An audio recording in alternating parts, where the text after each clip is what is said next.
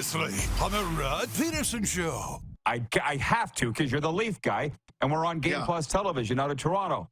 So, are you like most Leaf fans I've heard today that aren't that wound up about the loss last night, or where are you on this series being down 2-1 to Boston? Well, this is where I'm at, Rod. I go back to what you said earlier about Joe Bowen's comments, both on the air and social media, about the fans. It is incredibly expensive to go to a Leafs game. I've been to one game this year, and that was tickets for as payment for a job I did, because otherwise we couldn't afford to go. And the last 10 playoff games, they scored more than 2 goals one time. With all that money up front, with all that talent, with $30 million in your top 3 forwards, you have scored more than 2 goals one time in the playoffs, and you've lost the last 5 home playoff games.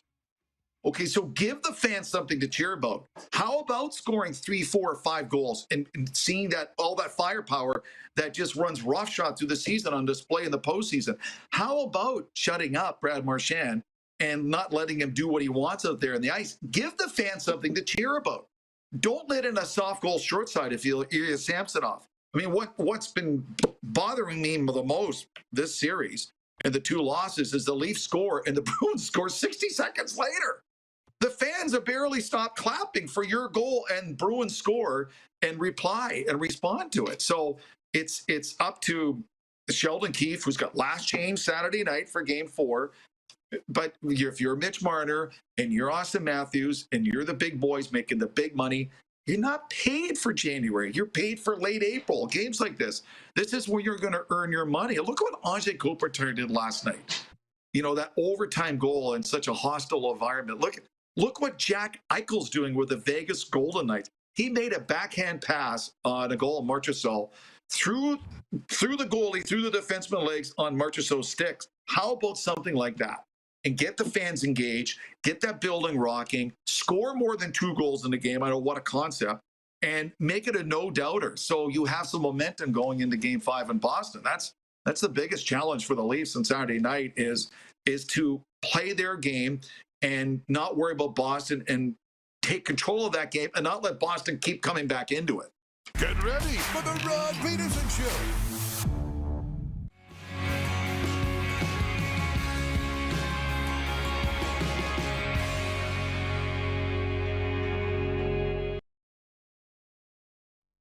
Some leather-lunged New Yorker. He's cheering for the Panthers, but he's behind me, and he was making all these jokes. He's like, yeah, the Panthers are losing by a hair. You know, I heard these Florida fans are rabid, but this is ridiculous. Anyways, and then security came down. Woo, right from everybody, because the rabbit's not hurting anybody. I was kind of hoping the rabbit would crap all over the kids. This is the Rod Pedersen Show. Hi, everybody. Welcome. Hi. Yeah. Here we are, right? A football Friday. Rocking and rolling. Let's have some fun, for the love of God, on a Friday, the last day of the week, the work week for so many of you, including me, too. I'm here, as you can see, in the beautiful Florida studio in the middle of the Battle of Florida, where football is still king, and it's a football Friday. Let's bring in the Moose. He's got his football gear on. This guy's been working hard, man. You get the gold star, Moose. You were on stage last night in the Queen City. You're back in Toronto today to co-host one half of the program today. Listen, do you mind if I just skip to this? I'll tell everybody. In hour 2, we're going to get deeply into the stories of Darren last night hosting the University of Regina Rams banquet along with Corey Mason, Mark Mueller as the guest speakers. Can we push that to hour 2, man? Just glad to see you made it home safely. I appreciate that. You're right. We don't have a lot of time here in hour 1, so I'm good with that. Let's talk about it later. Can you hit the quick 6 show horn, Director Jordan, please? And let's go. It is a football Friday, hour 1, Jim Barker, next segment, and then Andrew Hustler Patterson in the 3rd segment of this hour, and then all of hour 2, it's just me and Darren. We got to go. We got to hustle. The big story, and trust me, we're getting to the NFL draft, but we're still hockey first here. And there were 2 NHL games last night. Defenseman Brent Burns and Dmitry Orlov got Carolina off to a fast start, and the Hurricanes held on to beat the Islanders 3-2 Thursday night for a 3-0 series lead. And to be honest, the surprising one of them all, Sergei Bobrovsky made 26 saves. Matthew Tkachuk scored twice, and Florida beat Tampa Bay 5-3 to go up 3 games to none. in that first-round series. Brandon Money Montour, Sam Reinhart, and Steven Lorentz also scored for the Panthers, who will look for a sweep on Saturday in Tampa. By the way, yours and my good friend Craig Campbell from the Hockey Hall of Fame watching right now said he'll be in Tampa for Game 4 tomorrow. He's part of the Publix, it's a grocery store chain down here, display with the Hockey Hall of Fame. He's like, look me up, Rod, before the game. I can't wait to get to Tampa on Saturday, but I'm shocked that to potentially get a sweep it on Saturday. I am. What's your take of last night's games and moving into the weekend? Yeah, I did not think it was going to move this fast. I just don't see how this series can be a sweep, but the evidence is there. I will say it was a good night on the breakaway bets, to get both the games right. But, I don't know how much I even believed in my own picks. Tampa's a good hockey team, but they've met their match in the Florida Panthers. And sometimes matchups, sometimes that situation matters more. And right now, Florida just seems like they're a little deeper. They're a little tougher. They want it a little more, and they're stepping up.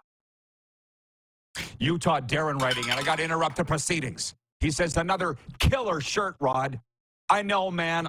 This is all from the whole life. They've given me all these clothes. They're mostly NFL team colors, right? I got the Chiefs, today the 49ers. I just love them. And now I've had people, close friends, order one-offs. Mydale Mike is on the golf course right now, the Wascana, wearing his own design. You've seen it. Maybe we'll put it up later if we can get it to people, to get it to our production crew, because producer Clark's not here. The sports doctor's getting one in Winnipeg in bomber colors. It's just a thing. People want to wear RP clothes. I don't get it, but I know I like the gear. Now, moving on to point 2. We got a lot to get to here. Please don't distract me. It's on me. It's on me. Place line, Detroit. The Chicago Bears picked USC quarterback Caleb Williams to open the 2024 NFL Draft last night, the first of 6 quarterbacks, a record, taken in round 1. As a matter of fact, the top 12. The Commanders selected Jaden Daniels at number 2. The first pick in the post-Belichick era for the Patriots, they went with Drake May at number 3 overall, North Carolina. The Atlanta Falcons made the first stunning pick of the draft by taking Washington quarterback Michael Penix, number 8. Minnesota traded up just one spot, but to get J.J. McCarthy at number 10. And Bo Nix went to Denver at number 12. Now, we're going to get into this way more with Jim Barker next segment. But if you'll notice the poll question, I'll just throw it out right now. It is defense dead in the NFL? Because not only was there a record amount of quarterbacks taken, 6 in the top 12, there wasn't a defensive player taken until number 15, and the prior record on that was 8. And so I'm hearing so much about this. I spent a good portion of the morning listening to NFL radio while I was rowing here, and they're making so much of this. The emphasis on offensive players in this year's draft, they're leading people. The emphasis isn't on tackling now. It's not on defense anymore. The hip drop tackle's banned. It's just defense doesn't matter anymore. So you need offensive premium player. I don't know if I agree or not. Do you? Yeah. Offense is the hot commodity right now. And if you don't have that, you're going to get left behind. There are teams that can win football games based on great defense, but they're not winning championships based on their defense. It's just not happening right now. And so it's an arms race in the National Football League, and you don't want to get left behind, because the difference between the top 10% and the rest it's a wide gap. So you want to get on board and have one of those top offensive players, and that goes from playmakers to offensive linemen, which were a hot commodity as well.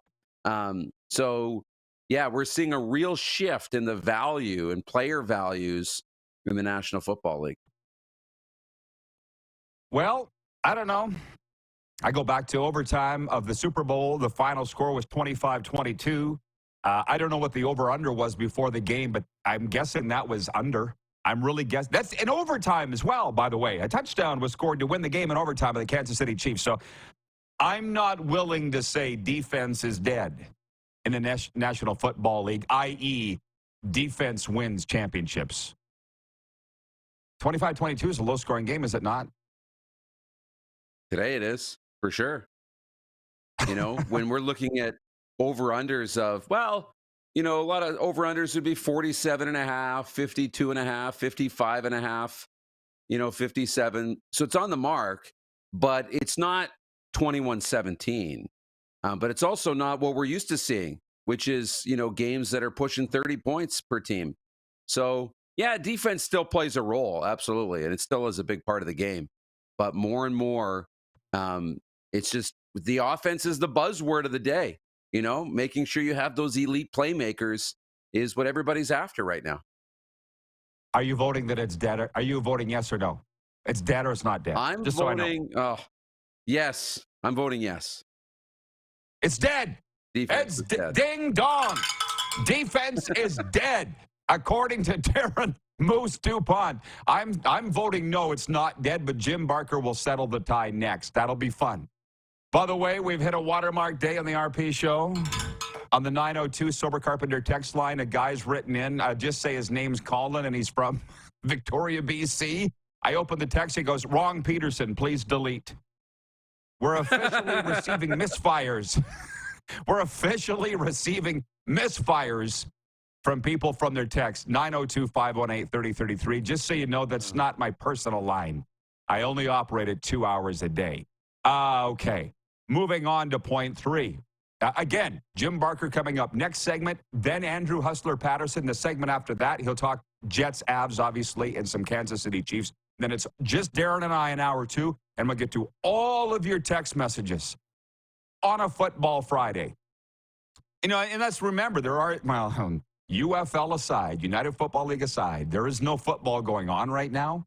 So what's taking front and center stage in the Canadian Football League is, frankly, the training camp, literally days away, thank God, less than a month away. So we can, like Sean Lemon, the point I'm getting at here is the fighting that's going on over this. Sean Lemon being suspended indefinitely by the Canadian Football League for being found in 2021 betting on games. And to be honest, good friend of mine, I will stand up for him, but I do believe he's guilty of what he did. So that happens.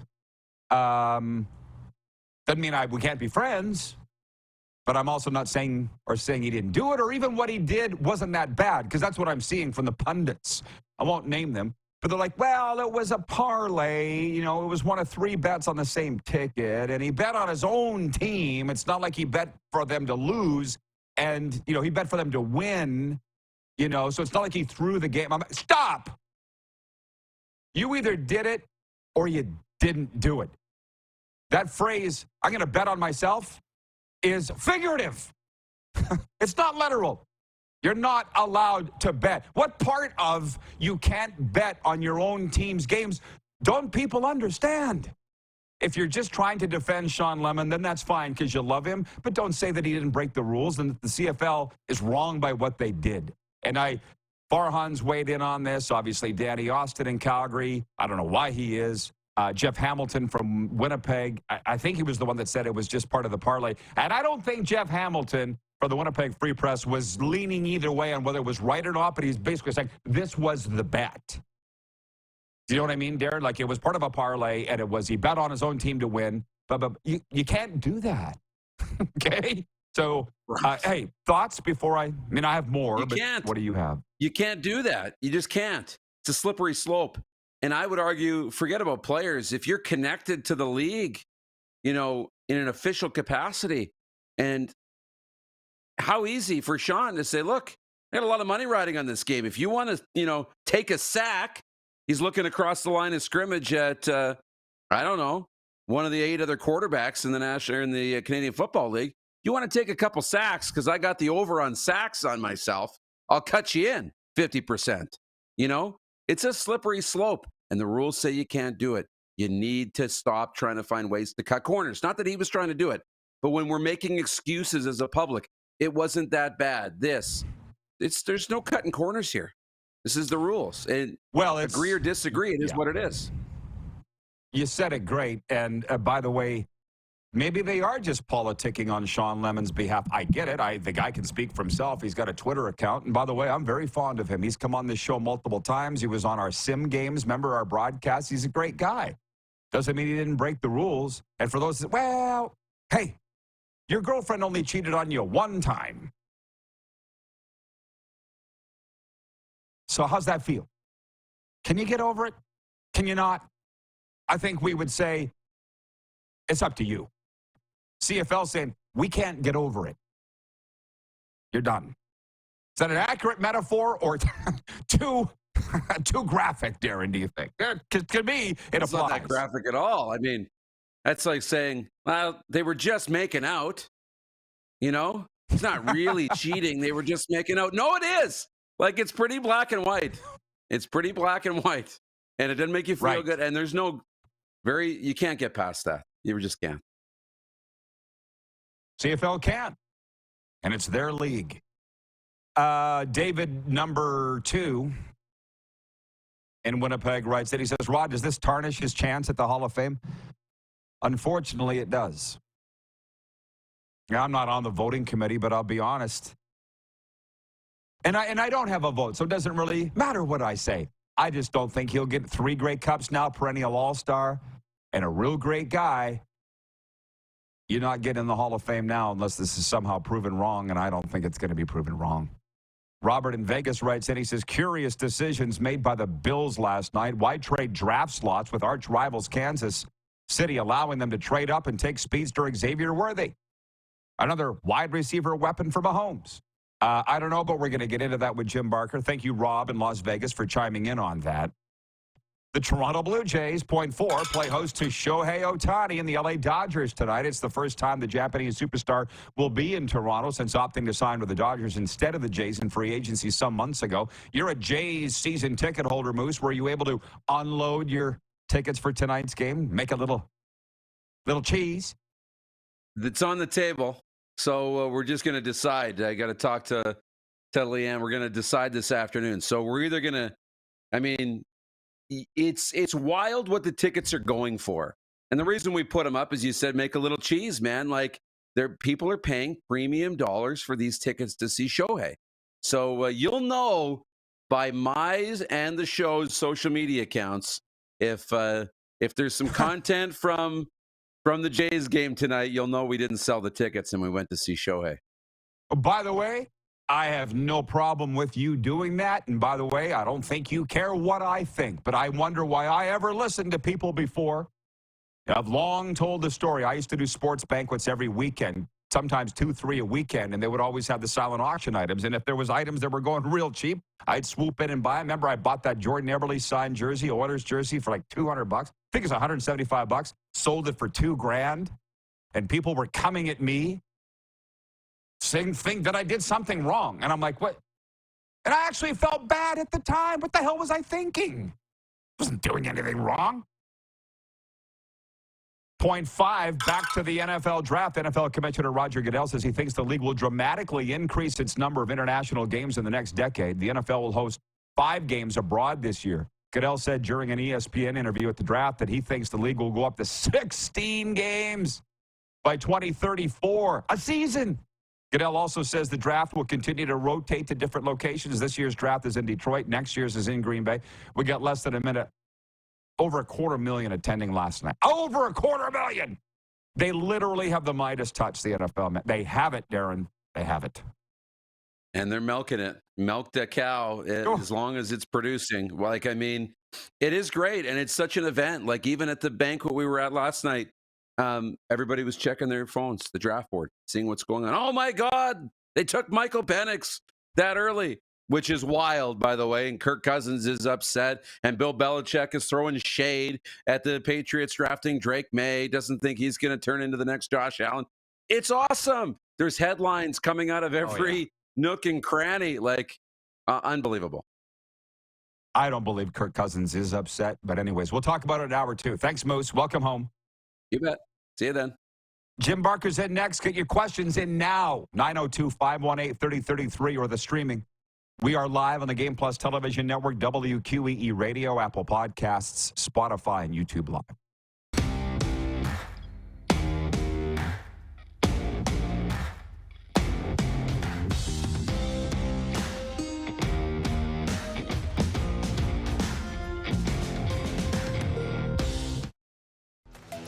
The live sports experience is changing.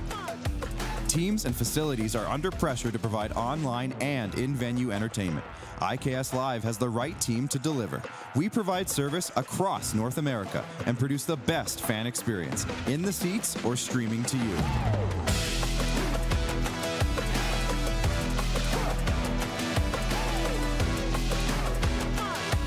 IKS Live continues to bring you the best seat in the house. We're all capable of doing more. More speed, more reps, more commitment to getting every detail perfect. And that's why it's important we never miss a donation appointment. Blood and plasma donors are needed every day in Canada to support thousands of patients that rely on Canada's lifeline. We're asking you to join the Hockey Gives Blood Partners for Life team. Join today by downloading the Give Blood app or book online at blood.ca/HGB.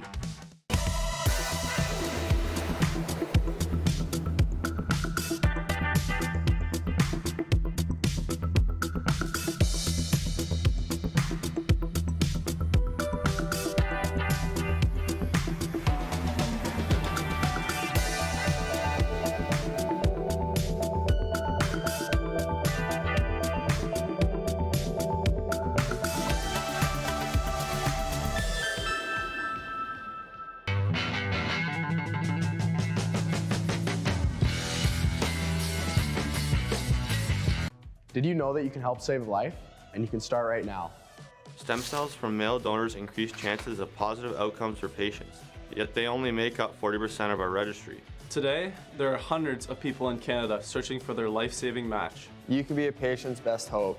Be a hero by registering with Canadian Blood Services Stem Cell Registry now. Does this look familiar? Your fans deserve an incredible arena experience. It's time for an upgrade. Stunning graphics. Revenue opportunities are just the beginning with our in-venue display systems and scoring technology. Let us help you find the best solution for your facility. EDG, always delivering the best fan experience.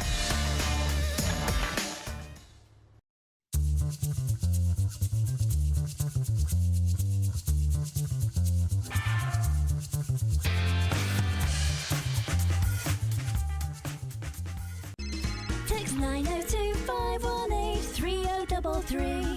902-518-3033. Pick up your phone and text RP, that's Rod Pedersen. Text 902-518-3033. Here's how your business can be a part of Canada's fastest growing sports talk show. All you have to do is contact us, and we will tell you all about the dynamic and exciting marketing opportunities we have, utilizing a fully integrated 360-degree multi-platform. Imagine your business seen and heard across Canada on Game Plus TV and around the world on the Rod Pedersen Digital Network. You will use one of the most overused expressions in sports. You gotta be kidding me. Get your business involved. Contact the Rod Pedersen Show today. Hey, honey, can you get one of the kids to show me how this Twitter thing works? Honey, I need to get on Instagram. Time for more of the Rod Pedersen Show. Hey, everybody, welcome back to Football Friday. This week going to be the perfect time, if you haven't already, to reward your love of movies. Sign up for Landmark Extras for free. It includes free movies, free concession items, invites to special events. Get info at landmarkcinemas.com, and you can sign up there, too. All right, please welcome in our football panelist and insider, Jim Barker, five-time Grey Cup champion, XFL champion. Hey, Coach, the number one thing I want to say, I don't know if you saw us talking earlier, a defensive player doesn't go till 15th overall in round one. An all-time low in defensive players taken in round one. They're saying the premium is on offense now. Our question is defense dead in the NFL? Absolutely not. This year was an anomaly because this was truly the COVID year where all those players who got an extra year from the NCAA, that's why you saw 6 quarterbacks in the first round. And I'm not sure there's a case to be made against any of them going that high. I think they were all legitimate first-round guys. So I think it was just kind of a weird year, and a lot of it had to do with the whole COVID year. And I think the NIL has changed a lot. A lot of the defensive players maybe they hear they're going to be a third rounder or a second rounder, so they're going to stay at school rather than come out early, and because now they can make money at school, make as much as they could make, in that situation. So I think there were a lot of factors that went into it, but to say defense is dead, I mean, you say defense is dead, and I don't see that. I think bad teams, just got crucified more. We talked about, the good teams that draft, the bad teams. We talked about the Falcons and what they did with Belichick. And Belichick can say what he wants about Drake May, but what he should be talking about is, hey, how about those Falcons? They didn't want to do it my way, so they went and paid Kirk Cousins $100 million guaranteed and told him, we're going to draft a quarterback, but it's going to be in a late round when he was on his trip. Then, this is the ultimate to me. He's at a draft party for the Falcons talking about the draft in front of all the fans and how they're going to get somebody who's going to really help him for this year. I mean, they just made him look like an idiot. And what you do is you kind of alienate players when you do those kinds of things. Bad teams do bad things. And taking Michael Penix wasn't a bad thing. I don't think that was a bad choice. I think given the circumstances of what they did and what they're trying to build, and are they really trying to win right now, you just set yourself back because of the whole Cousins situation. To me, those are the things that, I look at. And I mean, you look at the Buffalo Bills. The Buffalo Bills trade with the Kansas City Chiefs, who they haven't been able to get past to get to this. I mean, it's going to go through Kansas City for Buffalo to ever get there. So what am I going to do? I'm going to trade with them, have them move up and take the fastest guy that's ever run at the combine, a 4.21 Xavier Worthy, to become Tyreek Hill for them. They have Tony in trouble. They got some problems. And the Bills say, oh, here, let us help you out and let you come up and take Xavier Worthy. Why does that stuff happen? It was right toward the end of the draft, and it blew me away. Well, it's fascinating you're saying it. I don't know as much about this Cousins thing as what you're saying, but I was listening to Charlie Weiss on the radio this morning saying, from a Falcons perspective, they're now covered. They got an old, expensive quarterback who could get it done, but if he doesn't, we got his future. He goes, they're covered now, right? So it's total different. It's interesting analysis, right? Yeah, and I don't think taking the quarterback is the bad thing. What's the bad thing is telling the guy, we're going to take a quarterback late, a developmental guy, late in the draft, not late in the first round, late in the draft. Telling him that, then not talking to him at all up until 5 minutes before the draft, have him at a draft party. I mean, you would think, Fontenot, the GM, would have called him and said, hey, let's make sure that Kirk's not at our draft party, and, he may not take this real well. And you just think somebody would think of that stuff, and because their locker room is important. And Cousins is new there, so how much clout is he going to carry? And who knows? I mean, I don't think the picking Michael Penix is bad. I think what Charlie Weiss said is true. If that was the guy that they wanted, this was an unusual year for quarterbacks. But I just didn't like the way that the thing happened. Where they kept it quiet, but they also alienated a guy they just gave $100 million to. Granted, he's coming off of a major injury, and there's a lot of question marks with him. But, those kind of things. And we talk about bad teams. The Las Vegas Raiders, they got it. Tom Telesco is their new GM. He got fired in San Diego, and Antonio Pierce is a new head coach. And they've got Aiden O'Connell and Gardner Minshew as their quarterbacks. Now, there's 6 quarterbacks, and you're drafting 13th, okay? Maybe you don't want Bo Nix, which obviously they didn't want Bo Nix. But I think you move up and you go get something that everybody's going to go to camp and say, wow, we got a real shot because we got this guy who, if he can develop fast enough, I mean, you're never going to think a guy's going to come in and play and be able to do things right away. But I don't know. I would have liked to have seen them. They get Brock Bowers, one of the best players in the draft. But they drafted Mike Mayer in the second round last year, another great tight end. And it it just doesn't make sense why they didn't just go after and go get what they needed, which was whichever of those quarterbacks. I think they liked Penix a lot. I think a lot of people liked Penix. Go get him. Don't hope he falls to you, which is what I think happened. And then I got, they end up with Brock Bowers, which is a nice consolation. But when you're going into training camp with Aiden O'Connell and Gardner Minshew as your two guys, doesn't give you the warm fuzzies. Not if I was a Raiders fan or season ticket holder, which, by the way, we have Vegas fans watching. And yeah, you addressed the question, by the way, the Bills trade. Thank you for that. Pat in Saskatoon says, can you ask Jim, so far, who got the steal of the draft, and which of these 6 quarterbacks do you think will end up being a bust?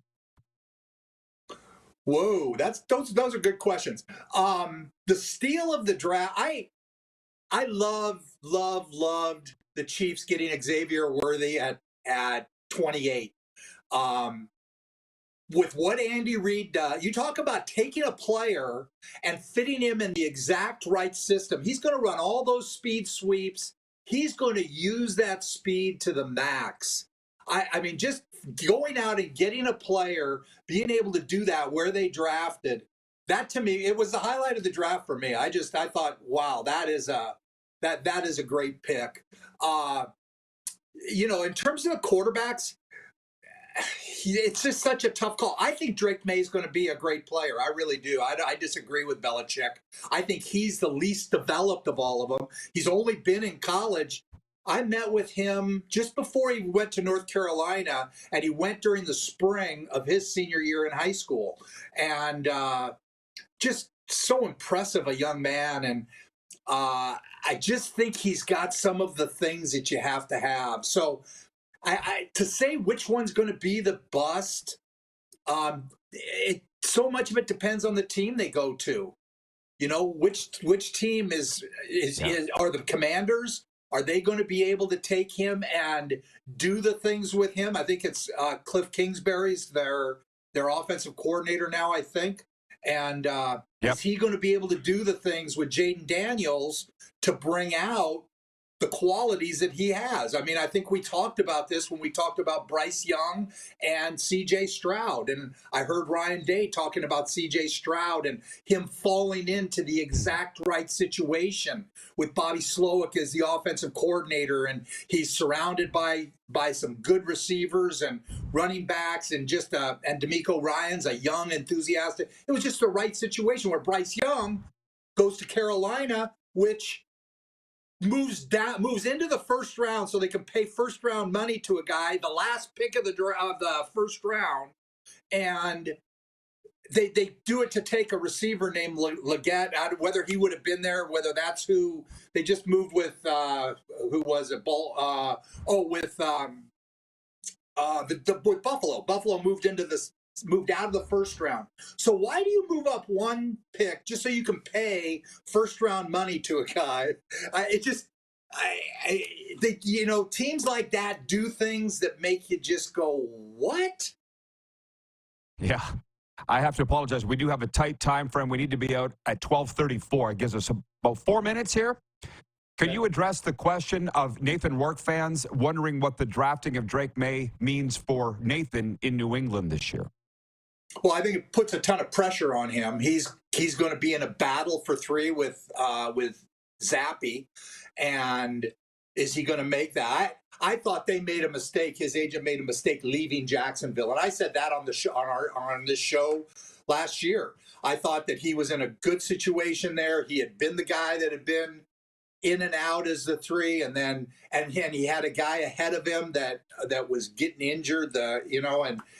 Trevor Lawrence was getting banged. I just thought that was a perfect situation for him. And he left that to go to Indianapolis to maybe get a chance to get on a roster. I just thought that was a bad move for him. So I think there's a lot of pressure on him, and he has to beat Zappe out. And Zappe has more experience, has proven it more in regular season games. If he doesn't beat him out and he goes to the practice roster, and how much time is he going to get now with Jacoby Brissett, who's the starter, and then Drake May that is going to get plenty of reps, and then you have Zappe and Rourke battling for those last few to prove that they're number 3. I think it's a tougher road for him. And, it's I didn't like what he did coming in and blasting our league and blasting the Argos in the Chad Kelly situation. I thought that was just totally out of line. And so maybe this is a little karma for him. I thought it was really strange. I'm with you on that. And I'm a Nathan Rourke fan, but I'm also a CFL fan. Lastly, what are you looking for in today and tomorrow in the NFL draft? Well, I'm looking for these guys that are in the CFL draft and seeing Isaiah Adams. I think he's going to go probably late today, the end of the third round in that range. Theo Johnson, I think he'll go in the second round. The youngster from Penn State, the tight end, and then Tanner McLaughlin from Arizona. He'll be Saturday. He'll be tomorrow. But I'm guessing around the fifth round. And then Manu, the youngster from UBC, and Theo Benedet. I think both of those guys have possibilities of being Saturday draft picks. As of Saturday at 5 o'clock, that's when the mayhem in the NFL starts with all the priority free agent, trying to determine how much money somebody gave somebody as to where they land in our draft. Because for our draft show on Tuesday on TSN, it's going to be a great show, starts at 8 o'clock. But one of the things I did was put together a yellow light and a red light list based on what happens today and tomorrow in the draft, and then Saturday night and Sunday in terms of free agent signings. Because there's a lot of different kinds of there's free agent signings where they give you $10,000. There's priority free agent signings where they give you $100,000 and guarantee you a year's salary. And then there's rookie camp where you're just going to come to rookie camp and if you can earn a spot. And where they go will directly impact our draft, which is going to be exciting. And trying to mock that thing up has been a blast. So I hope people tune in on Tuesday night, because this draft is just kind of a prelim to get it going for the real draft on Tuesday night on TSN. Gotcha. Jim, fantastic job. Enjoy the draft. Break a leg Tuesday. We'll chat with you in a week. Great. Thanks, Rod. Our football analyst, Jim Barker, checking in for the Big Smoke. And we're going to the Slurpee capital next to talk Jets, Avs, Little Chiefs, Bombers if we have time. Hustler Patterson's in next. We're live on Game Plus Television, WQEE Radio, Apple Podcasts, Spotify, and YouTube Live.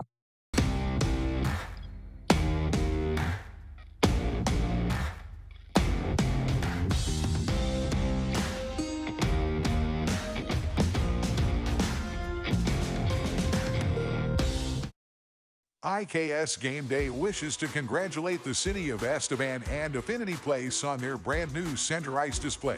This state-of-the-art score clock features 5 LED faces with full motion graphics, scoring integration, and our new Halo mounting system.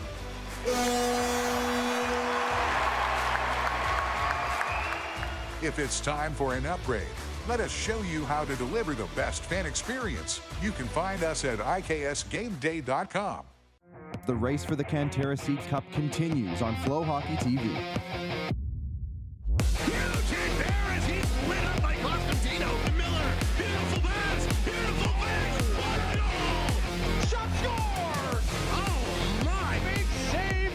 The SJHL playoffs are on. 60 minutes and who wants it more? Follow the race for the Cantera Seeds Cup on Flow Hockey TV.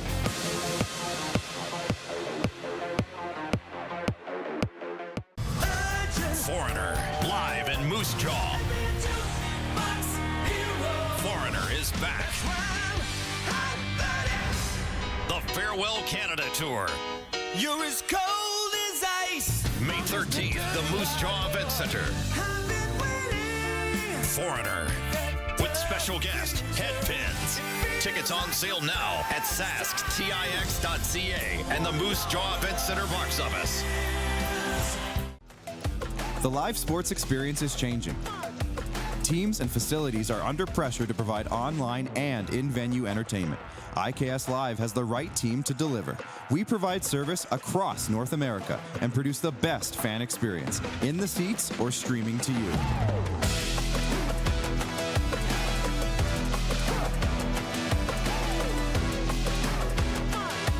IKS Live continues to bring you the best seat in the house. Does this look familiar? Your fans deserve an incredible arena experience. It's time for an upgrade. Stunning graphics. Revenue opportunities are just the beginning with our in-venue display systems and scoring technology. Let us help you find the best solution for your facility. DDG, always delivering the best fan experience. We're all capable of doing more. More speed, more reps, more commitment to getting every detail perfect. And that's why it's important we never miss a donation appointment. Blood and plasma donors are needed every day in Canada to support thousands of patients that rely on Canada's lifeline. We're asking you to join the Hockey Gives Blood Partners for Life team. Join today by downloading the Give Blood app or book online at blood.ca/HGB. Here's how your business can be a part of Canada's fastest growing sports talk show. All you have to do is contact us, and we will tell you all about the dynamic and exciting marketing opportunities we have, utilizing a fully integrated 360-degree multi-platform. Imagine your business seen and heard across Canada on Game Plus TV and around the world on the Rod Pedersen Digital Network. You will use one of the most overused expressions in sports. You gotta be kidding me. Get your business involved. Contact the Rod Pedersen Show today. Send us your opinions now. We won't victimize you unless you really deserve it. Now, back to your host, Rod Pedersen. All right, welcome back, everybody, on a Football Friday. Boy, it's going fast. It always does. James in Calgary, hang on. I'm going to get to your question about the Vikings, but first, let's bring in Hustler Pedersen. And although it is a Football Friday from Winnipeg Sports Talk, hey, Jets, Avs, baby, you got the bunny hug on, Hustler. What's your take on Game 3 tonight? What's your take on Game 3 in Denver, brother? Huge tilt for the Jets. They got to be better defensively. Connor Hellebuck has to look like Connor Hellebuck in the regular season. Not that he's played poorly, but we all know that he's got another level or two. And to beat a high-powered team led by one of the best players on the planet, you need everyone close to their best right now. I think one of the other stories around the Jets is that second line, getting a little bit more from Nikolai Ehlers, Sean Monahan, and Tyler Toffoli.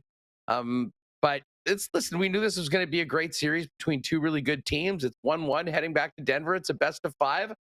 The task for the Jets is to make sure they get at least one of these two games and make sure you're at minimum back on even terms and make it a best of 3 in the whiteout for Game 5 on Tuesday. Bro, it's nerve-wracking. Of course, anxiety-riddled are the Jets fans. But you know what? You're right. It wasn't going to be a sweep. So try and sit back and enjoy it. And the Jets are healthy, right? With the exception of Morgan Barron. I mean, and Morgan Barron's been a big part of that bottom 6. But David Gustafson, listen, the Jets' problems has not been in the bottom 6. The Adam Lowry line has been fantastic, going up against one of the toughest matchups in the league. And the fourth line has scored in both games right now. If anything, they need a little bit more from that top 6 and spend a little bit more time in the Colorado end. And get the most out of everyone. There is going to be a lineup change tonight, though. Logan Stanley is out. Nate Schmidt is coming in. And I think that's a positive for a couple reasons. First of all, Nate moves the puck better. One of the things the Jets haven't been doing as well as maybe they've had in the regular season or with the efficiency is zone exits. And Nate should help in that. But maybe the best part about it is that Dylan Sandberg moves from the right side to the left side, back to the right side where he'd been for the majority of the season. Or excuse me, from the right side to the left side. He'd been playing on the off wing with the offside with Logan Stanley. So I think he'll be a little bit more comfortable. I think that should calm him down a little bit.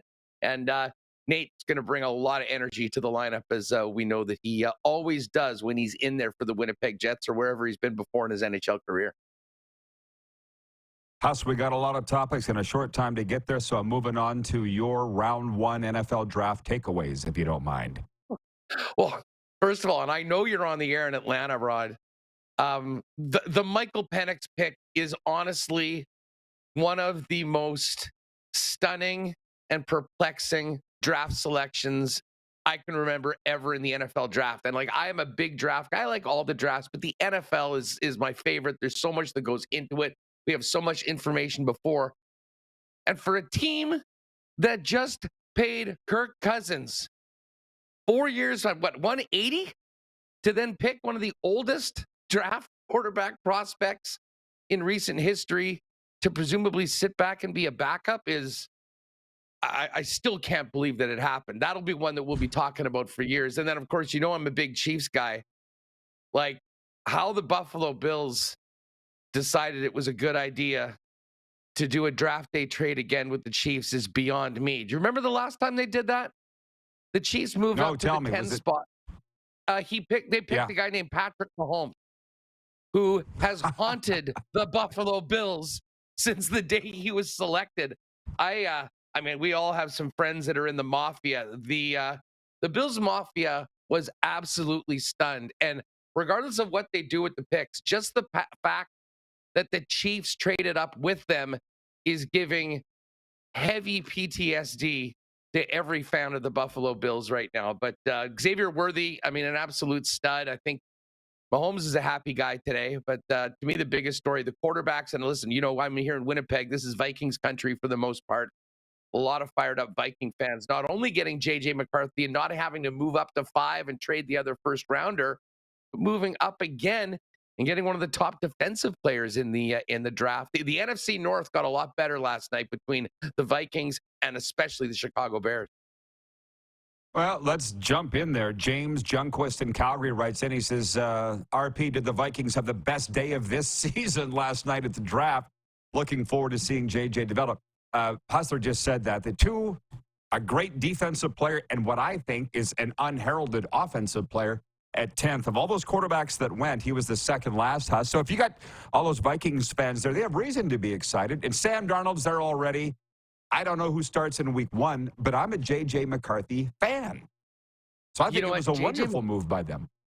Yeah. And again, like, I'm not going to sit here and pretend to be some sort of QB guru, but, from the amount of tape that we saw on J.J. McCarthy, the guy's a winner and did everything that Jim Harbaugh asked him. You talk to the coaches that have been around him. They think he is an absolute stud and a guy that will help you win. And listen, it's not his fault. He played for a Harbaugh team that played bully ball. And the minute they got inside the 20-yard line, they ran the ball 6 consecutive plays and got a touchdown every time. I mean, sometimes your circumstance prevents you from showing more. But, at 21 years old, with every intangible that you'd like in a quarterback, and not to mention, he's going to a great situation. I mean, this isn't Bryce Young going to Carolina last year. He's going to a spot with Justin Jefferson, with Jordan Addison, and KOC, the head coach there. I think he's going to be the perfect match with J.J. McCarthy.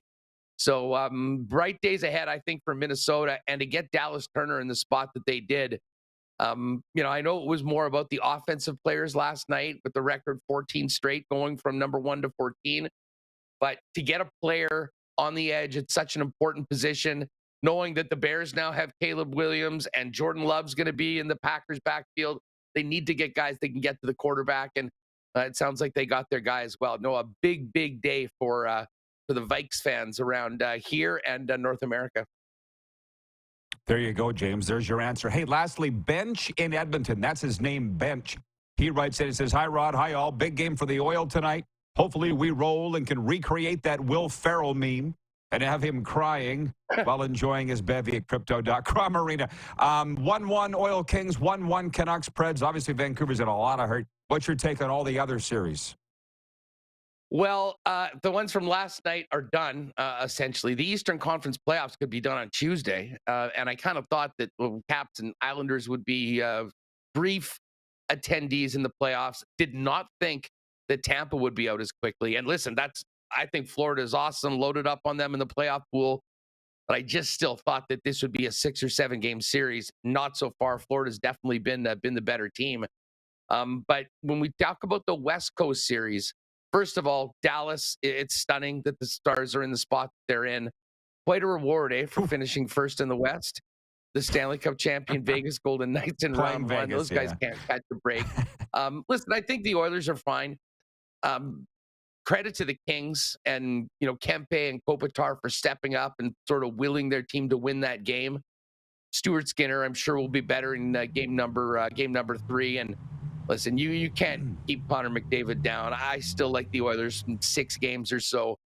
Canucks, though, is listen, they need to get more from their top guys like Elias Pedersen. But man, that Demko injury is big. I mean, Casey DeSmith has an opportunity to rise to that level. But on the other side, you got Yossi Saros, you got Roman Yossi, Ryan O'Reilly, made for the playoffs. That Nashville team is no easy out.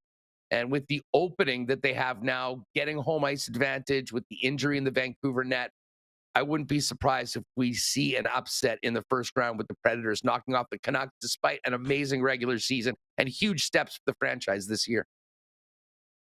And supposedly Brock Besser missed the morning skate, too, for Vancouver. Like, literally, who jinxed? Who put a curse on the Canucks, man? I'd love to know who it was. Huss, break a leg today, brother. Love your stuff. Have fun, buddy. Thanks, RP. Take it easy. Andrew Hustler Patterson joining us from Winnipeg Sports Talk. Their show airs right after ours at 1 p.m. Central on YouTube. We'll be right back on Game Plus Television, WQEE Radio, Apple Podcasts, Spotify, and YouTube Live.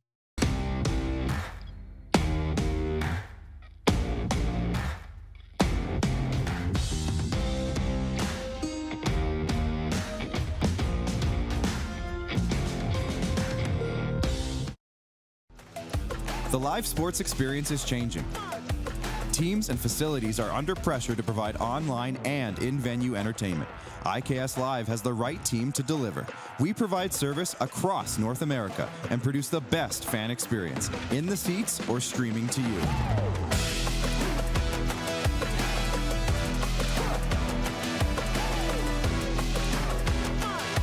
IKS Live continues to bring you the best seat in the house.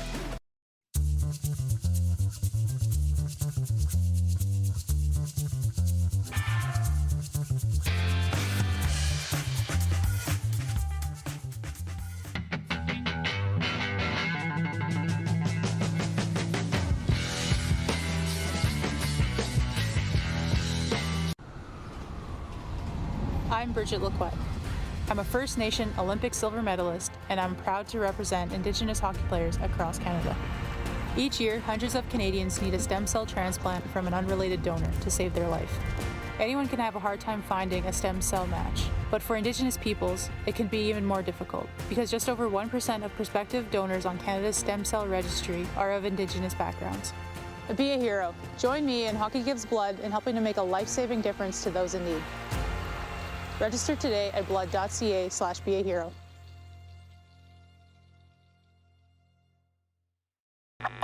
Does this look familiar? Your fans deserve an incredible arena experience. It's time for an upgrade. Stunning graphics. Revenue opportunities are just the beginning with our in-venue display systems and scoring technology. Let us help you find the best solution for your facility. BDG, always delivering the best fan experience. One of hip-hop's finest, Ice Cube. You better check yourself or you wreck yourself, 'cause I'm bad. Straight into Canada tour. April 28th, Moose Jaw Event Center. I can't believe today was a good day. Among the most influential rappers of all time, Ice Cube. On sale now at sasktix.ca or the Moose Jaw Event Center box office. We're all capable of doing more. More speed, more reps, more commitment to getting every detail perfect. And that's why it's important we never miss a donation appointment. Blood and plasma donors are needed every day in Canada to support thousands of patients that rely on Canada's lifeline. We're asking you to join the Hockey Gives Blood Partners for Life team. Join today by downloading the Give Blood app or book online at blood.ca/HGB. Business owners and marketers. Okay, we know you think we're pretty cool. That's why we want you to share in the coolness factor. Partner with the Rod Pedersen Show and market your business every weekday to sports lovers just like yourself.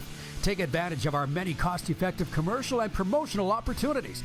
Tell the world about your business. Yes, the world. Thanks to Game Plus TV and the Rod Pedersen Digital Network. Contact us today and find out how you can be a part of Canada's fastest-growing sports talk show, The Rod Pedersen Show. Did you know you can catch all the best moments from the show on all our social media platforms? Now back to the studio with Rod. Okay, it's been a really, really, really busy morning here. I don't know about you. It's been fun, though. And I'm not just talking about this show. To be honest, I was completely unaware of all the stuff that went down with the Atlanta Falcons. So when Moose joins us in hour 2, we'll delve far more deeply into that. We are on the television across all of Canada on Game Plus TV, which means we got to get the CFL talk in here. Darren spent the evening with a CFL head coach and offensive coordinator, so we'll get his take on that too. I'll be honest, my head's been buried in this Tampa Bay, Florida first-round series. That's where my focus has been, sorry. And watching the NFL draft last night. But, I mean, the fallout, the hurt feelings wasn't something I had a lot of time for. But that seems to be a big thing, too. So we'll get to that. Now is the time to reach me if you really want to reach me. 902-518-3033, Sober Carpenter text line. Yeah, nothing interesting me in the YouTube chat. So let's pick it up in there, people. Can we make it a little more entertaining? Spicier comments, please. I will mention this on the hockey vein on this Friday because my home province is the Rectangle. The Kentera Seeds Cup was in the Northern Lights Palace on Thursday night, but it wasn't needed.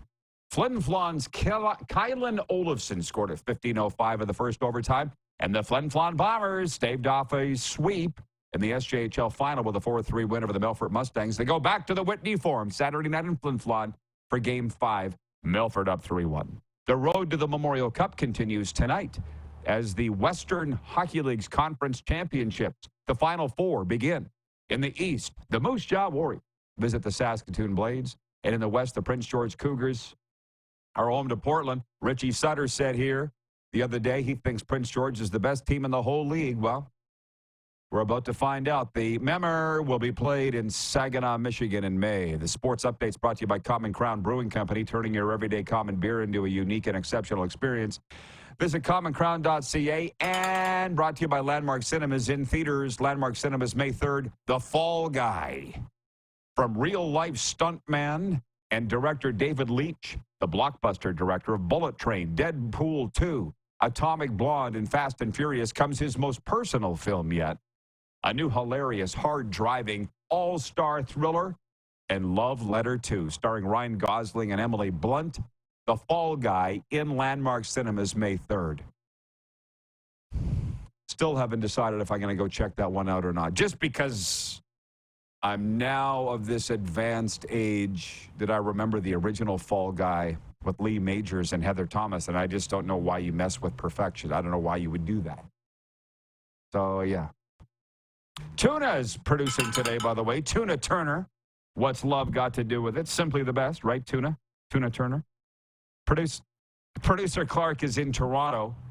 I don't know if he's taken in the Blue Jays tonight or not, but Shohei Ohtani is there tonight. Not obviously going to be on the mound because he is not pitching, but Brian in Hudson's Bay writes in on the Sober Carpenter text line, 902-518-3033. He says, Shohei was finally on that plane to Toronto. LOL. Huh? Remember that whole thing in the offseason, the baseball offseason? Shohei was going to sign with the Blue Jays? Brian says, Rod, can you ask Jim what he thinks of J.J. McCarthy? Well, I can tell you, I get triggered a little bit on that because Jim said in weeks past, I guess you weren't watching, Brian, I brought up J.J. McCarthy, and he said, well, maybe some teams will be scared off by that whole meditation thing. What, that he meditates before football games and led the Michigan Wolverines to the national championship because he meditates, because he quiets his mind down? That's what meditation is. Look. You're not going to change people that don't understand these things. They'll just keep winning and keep proving people wrong. That's what we have to do. Hour 2 coming up with Moose. Just me and Moose after this brief pause.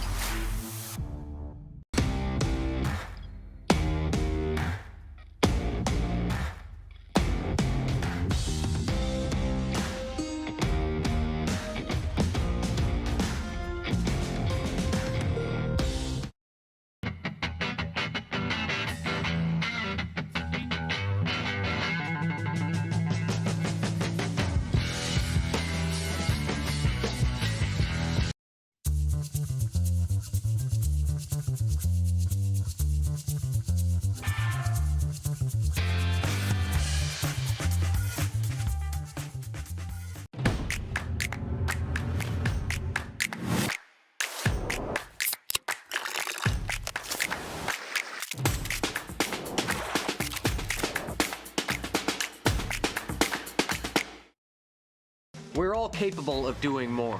More speed, more reps, more commitment to getting every detail perfect. And that's why it's important we never miss a donation appointment.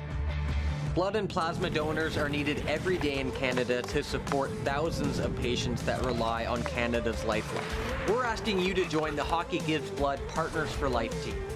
Join today by downloading the Give Blood app or book online at blood.ca/HGB. The race for the Cantera Seeds Cup continues on Flow Hockey TV.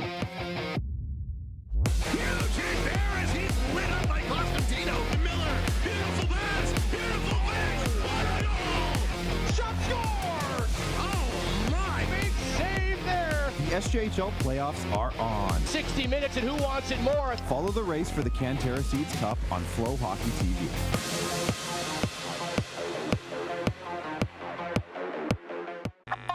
Does this look familiar? Your fans deserve an incredible arena experience. It's time for an upgrade. Stunning graphics. Revenue opportunities are just the beginning with our in-venue display systems and scoring technology. Let us help you find the best solution for your facility. EDG, always delivering the best fan experience. The live sports experience is changing. Teams and facilities are under pressure to provide online and in-venue entertainment. IKS Live has the right team to deliver. We provide service across North America and produce the best fan experience, in the seats or streaming to you.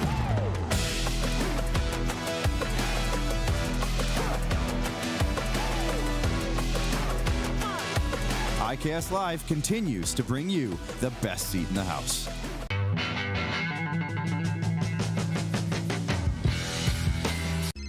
Text 902-518-3033. 902-518-3033. Pick up your phone and text RP, that's Rod Pedersen. Text 902-518-3033. Business owners and marketers. Okay, we know you think we're pretty cool. That's why we want you to share in the coolness factor. Partner with the Rod Pedersen Show and market your business every weekday to sports lovers just like yourself. Take advantage of our many cost-effective commercial and promotional opportunities. Tell the world about your business. Yes, the world. Thanks to Game Plus TV and the Rod Pedersen Digital Network. Contact us today and find out how you can be a part of Canada's fastest-growing sports talk show, The Rod Pedersen Show.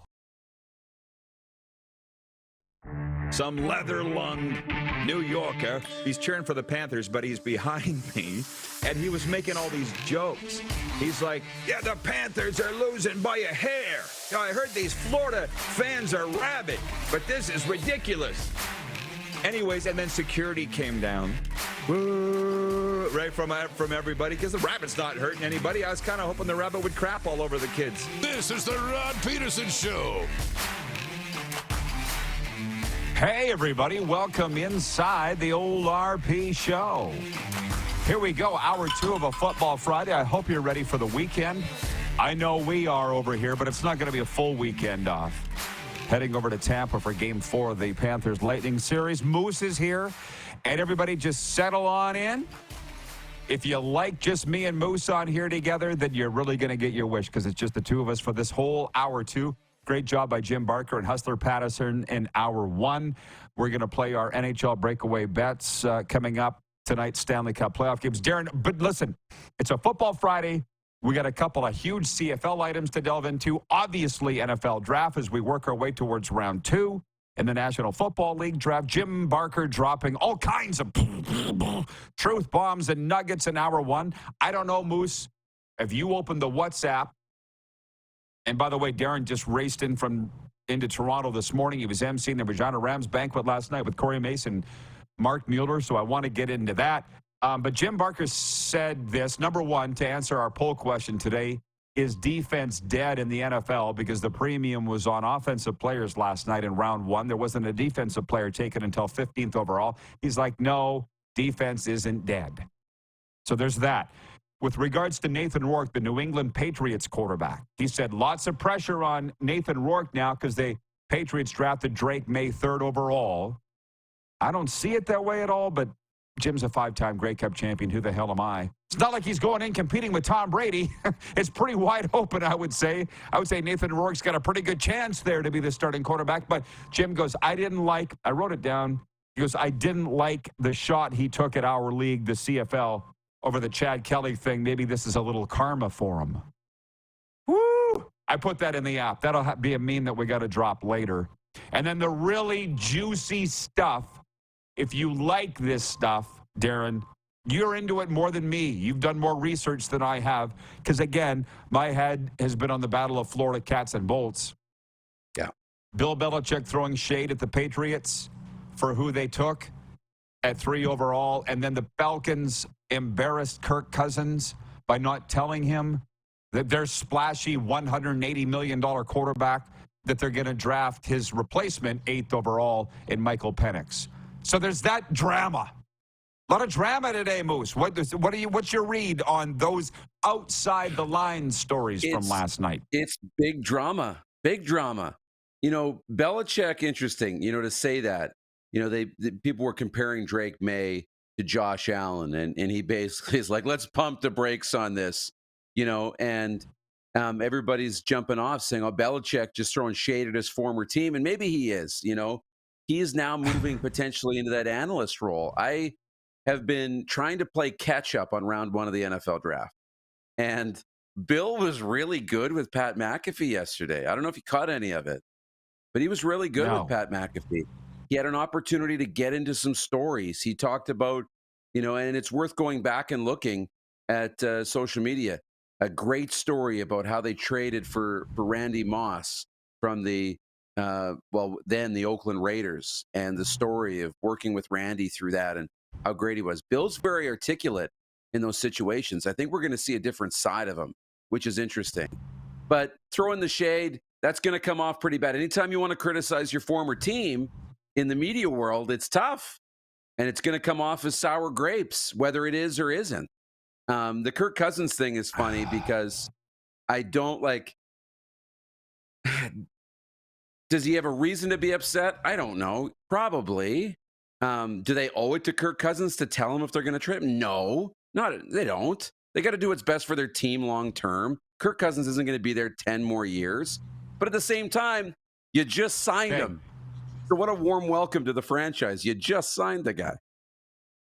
I feel, sorry, I didn't mean to step on your toes there because you're doing a great job. No. Jeff, the Stamps fan, writes in and he says, who did Kirk Cousins think they would draft? Did he ask?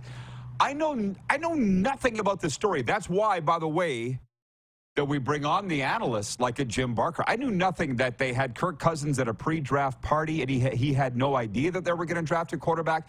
And what Jim Barker said last hour was that they told Kirk, if we draft a quarterback, it'll be late. So they kind of hoodwinked him is with the thing. And that Kirk Cousins is upset. There was a little bit of that talked about this morning on NFL radio.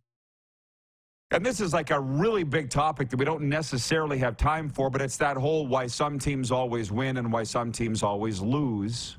Jim Barker's saying, hey, Atlanta, this is why they've been crappy for forever, because you just spent 8 figures on your guy. And now you just embarrassed him in front of everybody. But the thing is, Terry Fontenot, the general manager, they don't care about feelings, number one. They don't care about feelings. Kirk, get over it. Okay? Just get over it, man. Do you have thoughts? Because I could literally go on forever about this. Sometimes doing the right thing is the wrong thing. It's rare, but sometimes doing the right thing is the wrong thing. When you look at the scouting department, and you look at the management in Atlanta, and they look at the situation. Okay, we signed Kirk Cousins, and we think we can get 4, 5, 6, whatever number is, good years out of Kirk Cousins and get this team back on track. Well, we need to think long term, and we can't pass up these quarterbacks. And Michael Penix is a quarterback who I think is more of a project than a guy who's going to come in and start day one. You want him in an environment where he's not forced to play. So it's the right thing for Atlanta to think about the long-term health of the franchise and have a succession plan. But at the same time, it's the wrong thing when you're trying to bring somebody new into the team. And if situation matters, if Kirk Cousins feels embarrassed, if he's not feeling like he's welcomed, If he's not, you know what I mean? Not that he needs to be pampered, but it's not just ability on why guys play well in one place and play bad in another. There's a lot that goes into it. And if he's not happy, it's not a good situation. Well, it's so different. And how old's Kirk Cousins? Early 30s, I'm assuming? Like, these days, the players need to feel valued, they need to feel comfortable, and they need to be happy. I'm of an era, and I'm 51. I don't mind telling everybody. It's a different era than that. I don't know if that's a millennial or if it's the generation after. I don't know. But us, we're carrying around PTSD. We never felt appreciated. I was told almost every day that I was lucky to have a job and lucky to work there, and you'd be nobody without us. And you hear it so much, you believe it, right? You just go, oh my God, thank you for employing me. Like that's the way that's the way we thrive. And you don't do that anymore. You can't do that anymore. So on one hand, I don't really think I would tell Kirk Cousins to get over it, but I'm not running a pro football team. And, the interview with Jim Barker from last hour was fascinating because Jim, while he has said he's old and he's out of the game now and he's on TSN, he's still rolling with the times. He still has adapted, man. He didn't win 5 Grey Cups by accident. And there's a reason that he won. Because you do think of these things. The Super Bowl is a wonderful example of Andy Reid earlier in the week saying, guys, if we go to overtime, let's remember the playoffs are different than the regular season. And Kyle Shanahan, the coach of the 49ers, apparently didn't do that. And we sit there and go, not that the 49ers are a losing organization, although they haven't won under Shanahan a Super Bowl. They've been there but lost. But you get my point. The winners think of every situation and think of making sure everybody's thought of from every perspective. That's what's made Andy Reid successful, and maybe while Kyle Shanahan won't win a Super Bowl with the 49ers. So I know I'm kind of going deep on this, but, furthermore, John Ohm, God bless him, at the right city says Kirk Cousins can go cry in his stack of $100 million bills. Give me a break, man. It's pro ball, dude. There's that. And I won't even necessarily argue with you. I won't. But you do need to make your star guy feel wanted. And they embarrassed him. Can he get over it? I don't know. And thank you, Jeff, the Stamps fan, goes on to say that Kirk Cousins is 35. Now, to Belichick, there was a great comment came in here. Well, Jeremy Shackleton writes in, and he says, I think Bill is pissed about the Patriots Dynasty documentary on Apple TV. They kind of portrayed him as the villain. That probably shouldn't matter either. Are we sitting here talking about feelings today? Are we talking about feelings? This is, I hope you're enjoying this, Darren. And stop me before feelings I hang matter, myself. man. Yeah, well, do they? Nobody cared about mine. Yeah. So Darren was on a stage last night with Corey Mace, the new head coach. What? No, you did. You did. I shouldn't say nobody. Thank you. You'll learn that in counseling. Don't always say, you always do this. Not always. It's not nobody cared. Darren cared. Right. Thanks for that. See, I said stop me, and you did. Thank you. I got you. So Darren was on the stage last night with Corey Mace and Mark Mueller. So let's talk about that. And it's 1:11 Eastern, by the way. Here's my whole thing. Belichick won 6 Super Bowls with New England, got fired, and then his owner, Robert Kraft, trashed him to a potential employer in Atlanta, which I think is total wrong. But it happens, and it doesn't surprise me. It happens every day. Okay? And it'll take Bill a while to get over it. And I don't think he's getting I don't think he's getting over it. You got to, A, prove yourself every day, no matter, even if you're Bill Belichick, or if you're the towel boy, you got to prove yourself every day. That'll never stop. You've never made it. Ever. Number one. Number two, Darren's there in the thick of Ryderville last night, where I was the voice of the team for 20 years, and we won 2 Grey Cups together, but it's a completely different time, and that's not my place anymore. That's why I'm living in Florida. So, and I get all my friends that are responding to our social media posts, people that Darren saw last night, they're all geeked up and horny about the new era with Corey Mace and Mark Mueller, and that's awesome. I don't share the optimism, and that's not sour grapes. But anytime I say anything negative or critical of the Riders, it comes off as sour grapes. See where I'm pulling this together? Just like Belichick trying to analyze the Patriots. It comes off as sour grapes, whether it is or not. So that's why I don't really want to cover or talk about them at all. I don't share the optimism, and it's not Corey Mason's and Mark Muter's fault. And I don't feel today like I want to get into why. It's not the season yet. We will once the season starts. So enough about me. You did, I'm sure, a splendid job last night. What's your summation of the Regina Rams fundraising dinner that they brought you into MC? It was fun. It was a lot of fun. Those rooms are always a lot of fun to get everybody together and support, amateur football, in the country and in these markets. And it was good. And, Mark and Corey are interesting. I've known Mark a little while. First time really meeting Corey Mace, although we know who each other are. We had a great time. I thought, two really good people as advertised, and they really have a lot of fun, those two together. They're quite the characters. You can see it's a different era of football coaches. We're starting to see these players and people in kind of crossing between the two generations of coaches. We're starting to see our friends become coaches. Nick Lewis, coaching when Devon Claybrooks. It's a different coach, but it's light and it's fun, and I think it's refreshing. So it'll be curious to see what it looks like on the field come camp. A lot of good stories to share. You were right. I did pose the question to Mark Mueller about Sesame Street and the children's rhymes and reading playbooks instead of that, and it was true. He was handed all the CFL fact books and all the rest, and born for this job. He's been groomed for this job. You mentioned his grandfather is Ron Lancaster. He looked at me in the middle of the night, or early in the evening, as Larry, his dad. And I think Larry was a former assistant GM with the Riders back in the day. Yeah, yes, he was. Yeah.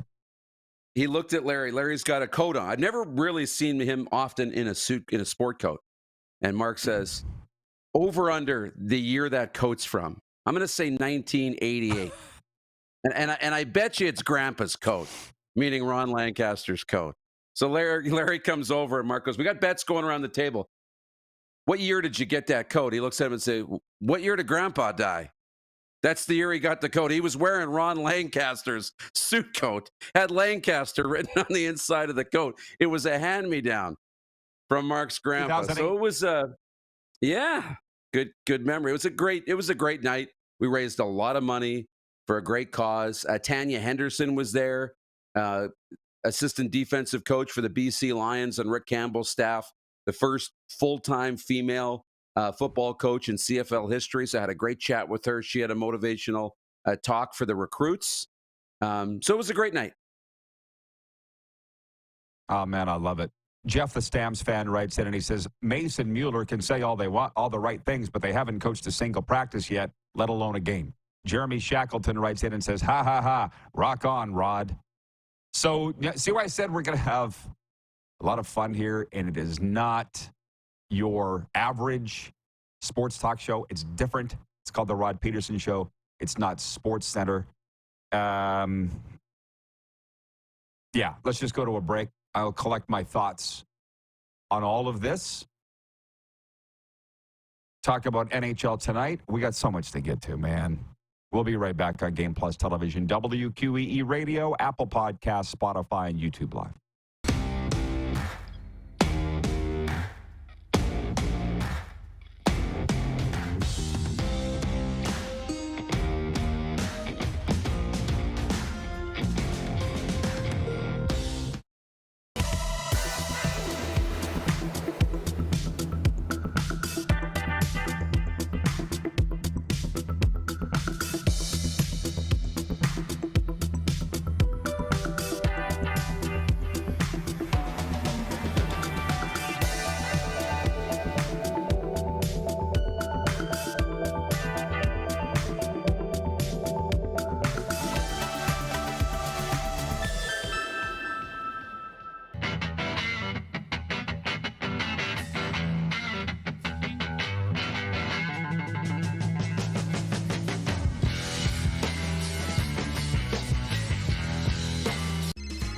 902-518-3033.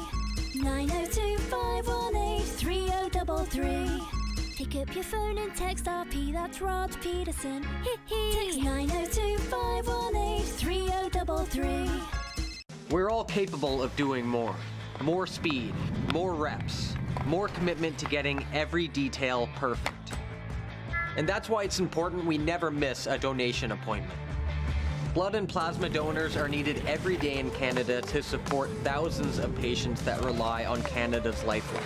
We're asking you to join the Hockey Gives Blood Partners for Life team. Join today by downloading the Give Blood app or book online at blood.ca/HGB. The live sports experience is changing. Teams and facilities are under pressure to provide online and in-venue entertainment. IKS Live has the right team to deliver. We provide service across North America and produce the best fan experience, in the seats or streaming to you.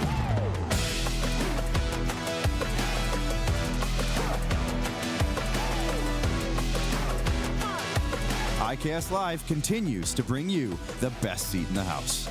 Nestled in the scenic Qu'Appelle Valley, just 20 minutes northwest of Regina, is one of the finest golf courses in all of Saskatchewan, the Deer Valley Golf Club. The clubhouse has a full-service restaurant, and customers can enjoy a casual dining experience with spectacular views of the golf course and valley. A fully stocked golf shop, staffed by PGA of Canada professionals, is equipped to meet all of your golf apparel and equipment needs. Book your tee time, family event, or corporate tournament today at the Deer Valley Golf Club. Call 306-731-1445. The race for the Cantera Seed Cup continues on Flow Hockey TV.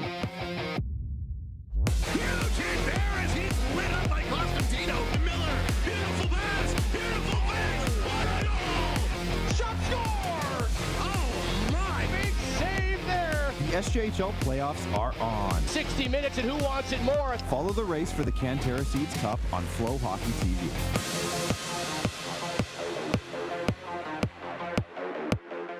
Here's how your business can be a part of Canada's fastest growing sports talk show. All you have to do is contact us, and we will tell you all about the dynamic and exciting marketing opportunities we have, utilizing a fully integrated 360-degree multi-platform. Imagine your business seen and heard across Canada on Game Plus TV and around the world on the Rod Pedersen Digital Network. You will use one of the most overused expressions in sports. You gotta be kidding me. Get your business involved. Contact the Rod Pedersen Show today.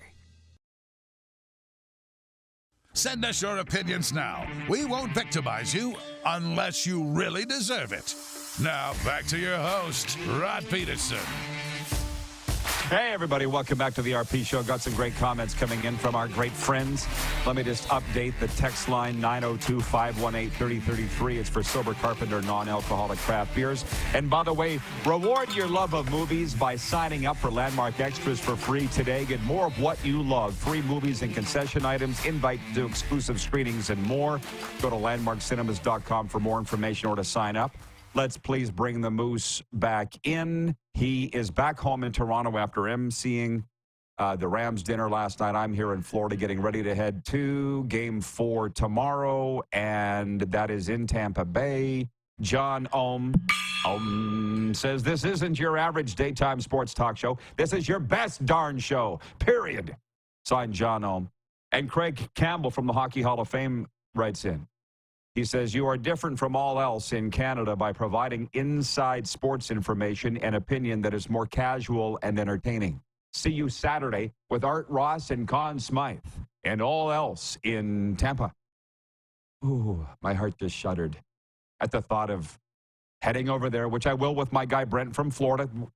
Right here. We're talking about friends. That's me, and that's Brent. And that's on his boat, Weekend Agenda, catching a big old sailfish. That sucker was 40 pounds. And then we threw it back because apparently you're supposed to do that. I'm not a fisherman, so I'm learning. So, there we go. Bye-bye. Uh-oh. Yeah, right. Rod Pedersen Show. So I want to tell a few stories here, a couple things. I don't do a lot of road trips. I'm seeing a lot of my all the South Florida media that covers the Panthers. They're over there already. They were there for Game 3 last night. And I was like, I'm good. I met with my gang last night, and we went to one restaurant, Louis Bossy, and then I went to the Yard House afterwards to watch the hockey game. And I was sitting with some Panthers fans up at the bar. Of course, I don't drink, 9 years sober. This was hilarious, dude. Just to give you a little idea of what it's like here, Darren, before we jump back into the football talk, although I feel like we're completely off the rails here. We'll talk about whatever the hell we want, and I think that's fine. I'm wearing a Panthers bunny hug. Two young men come up and sit beside me, and one guy goes, "Go Cats!" He looked at my thing, and I'm like, "Yeah, let's go." Although I'm not really cheering for either team. Tampa playing Florida's curses for the Cats and Bolts pod. Really is. And I said to the guy in between us, I said, "You cheering for Florida?" He goes, "Nah, I'm from Wisconsin. We don't even have a team." So as we sat there, and then there was two ladies to the left, and I would say that they had less than honorable intentions. You know what I mean? They're trying to strike up a conversation with us, and they're like, "Oh, you're here to watch the game?" "Yeah, that's why we're here." That was the end of that. And the Panthers went on to win 5-3, and Bob's your uncle. And they go for the sweep Saturday in Tampa. And frankly, I have no idea if they're going to sweep it or not, because I thought Tampa was going to win last night. And after the game, here's my point. As I land the plane, John Cooper, the head coach of the Lightning, and I shake my head because what an interesting guy. I just found out the other day that he was a pro hockey referee, or I guess North America Hockey League Junior. John Cooper was that. Owns an off-season home in Coeur d'Alene, Idaho. What? I know he's from Prince George. He graduated Notre Dame with my brother, and my brother always said that John was a Wall Street banker. Anyways, John comes out, and after losing last night, going down 3-0, he talks about Bob Cole and says he's the Wayne Gretzky of announcer. That's me landing the plane. Fairly smooth landing, I would say. Bob Cole, they're going home. Passed away yesterday. Was that any buzz about that in the banquet about Bob Cole last night? Yeah, of course. And deservedly so. It's been the talk of really Canada, and I think stretching into hockey, at least across North America. Just an icon, a legend. Any word that you want to use to describe Bob Cole, I don't know if it'll be good enough. There will never be another Bob Cole. But yeah, it's the talk. And it's interesting John Cooper brought that up.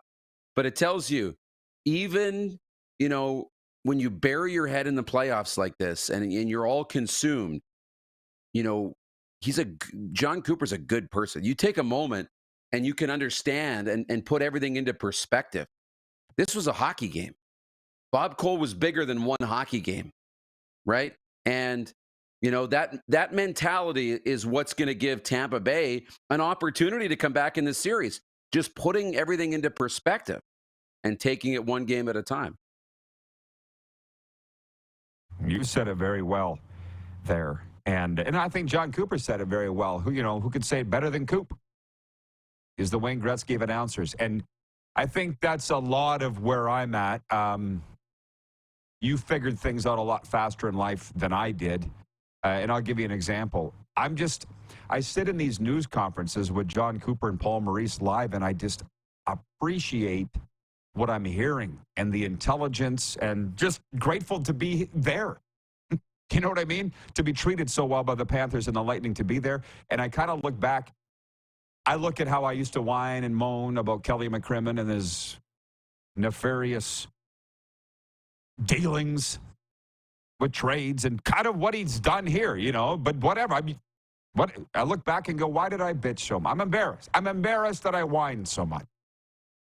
And I'm trying to tell people, because when I was a rival of his in the Western League, and a lot of things. I look at the fights that are going on right now. I see what's being said on social media. Actually, what Jim Barker said about Nathan Rourke, I want to get to right here with you, so hang on. But what's being said about Sean Lemon, and people are defending him, people are trashing him, and I'm like, I don't want to get into these Twitter fights. Even the big-name national pundits in Canada, some of them are getting into these fights, and I'm like, oh my God. For real, lawn guy wouldn't want to tell me that he's coming, but I'm grateful. here's the point, because I've been doing, I told you, a lot of recovery work this week, and a lot of recovery work, helping people get sober, dealing with mental health things. And I remember when I was 42 years old and I quit drinking, I remember driving around. I was on the Arizona 101 with my buddy Murray Bielik. And I pounded my fist on the steering wheel, and I was so mad. Murray's like, what are you mad about? I said, why did I wait till I was 42 to stop drinking? I should have stopped in my 20s or even my teens when it became a problem. He's like, well, calm down. At least you figured it out now. Some people never figure it out.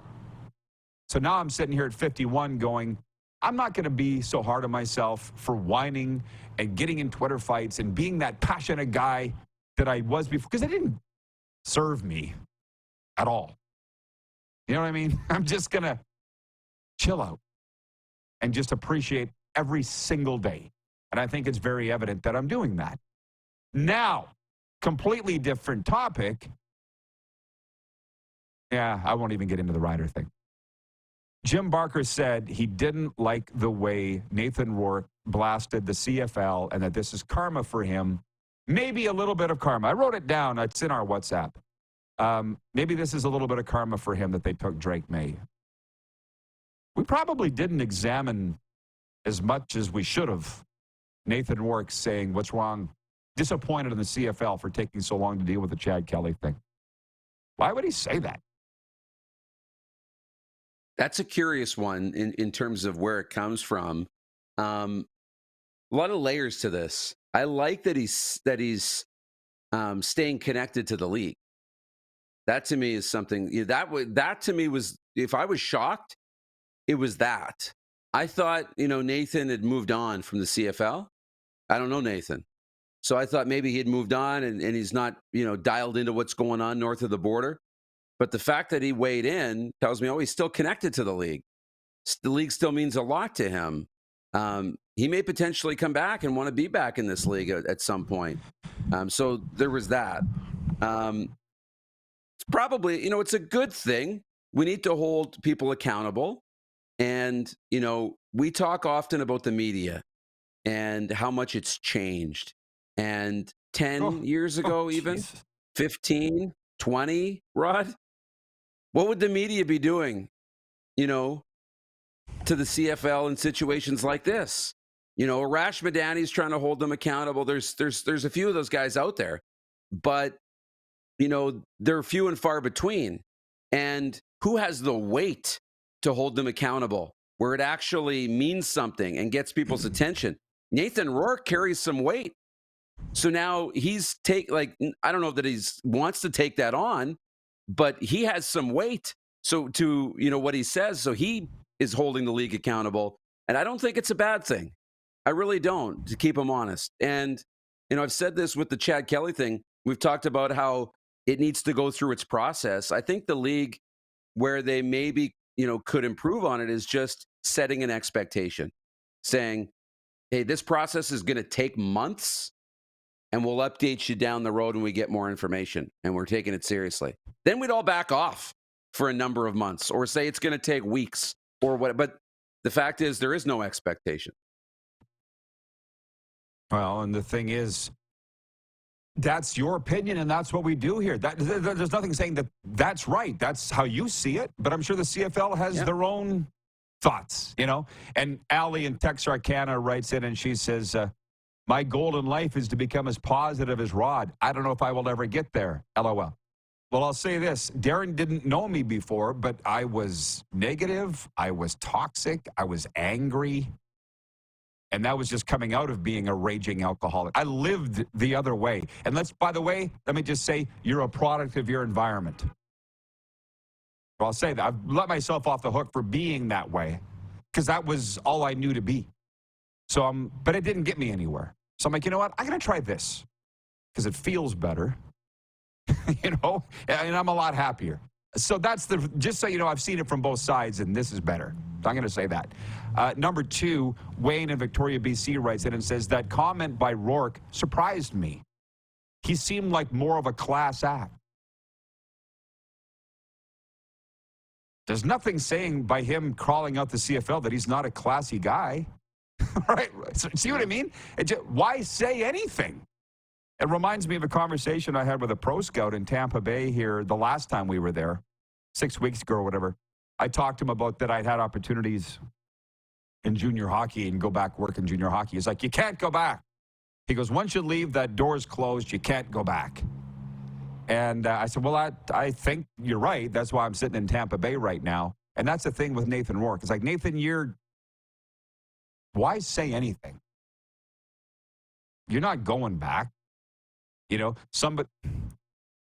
Everything has changed. Darren's really right. And I know that the fans don't necessarily know or really even less care.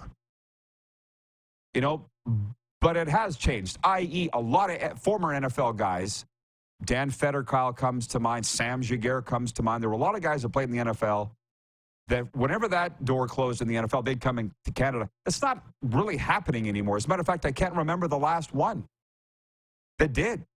It's been a long time. Do you really remember? It happens. There are guys, but not ad nauseum like it was. Nathan Rourke's, I don't think, coming back. He's making the big cheese. Do you ever see him back in the CFL? Not soon. Again, why soon. would you make the comment? Not soon. Unless he's still young. Well, he's still very young. But he's still got opportunities there. I hate to speculate and try and make stuff up, but keeping that door open to the CFL, okay, important. If you want to come back in 4, 5, 6 years, whatever the number is, maybe he knows the victim. Maybe there's a personal connection. I thought that too. We don't know about. I thought that too. I don't know. Again, that's where I don't want to speculate and put words into his mouth, but he'll have his own reasons and motives for doing it. But we're all talking about it. So when a player of that stature and that highly respected, I think that Nathan is pretty respected player, when he comes after the CFL, it carries some weight. So there is that side of it that it has an effect. Whether it's going to be good for Nathan or not, I don't know. As a matter of fact, the very first and only thing I thought of when I saw that was that he had a connection to the alleged victim. That, to me, would be the only reason he would say that. Because when Nathan Rourke went to the NFL, Randy Ambrosie, the CFL commissioner, basically said, he goes with our blessings. Good for the good man. We hope for nothing but the CFL has done nothing to Nathan Rourke but kiss his ass, from what I can see. So for him to turn around and blindside them like that, it made no sense. There's got to be a reason, and that's the only one that we can think of. By the way, James in Calgary writes in, and we're going to take a break here, but he says, RP and Darren, will their feelings hurt when they cash their massive paychecks? I will just say this, and I know James personally, so I don't know how many people do know, and it's important that I do update them, that I do work as a certified mental health and addiction recovery coach. And let me just say this, mental health recovery. Just because you have millions or billions in the bank doesn't make the feelings go away. And I work with athletes, entertainers, and soldiers, just so you know. So you can, hey, money doesn't buy happiness. It does put a nice down payment, but it doesn't take those feelings away. Just because Kirk Cousins, has 7 figures in his bank account or 8 figures in his bank account doesn't mean he wasn't upset at what happened last night. And you'll never necessarily understand. You'll never get it, but I've just seen the other side of it. You know what I mean with those players? They think because they're making so much money, they don't have feelings. And that's not the case. We will be back. It's a fabulous Football Friday here on Game Plus Television, WQEE Radio, Apple Podcasts, Spotify, and YouTube Live.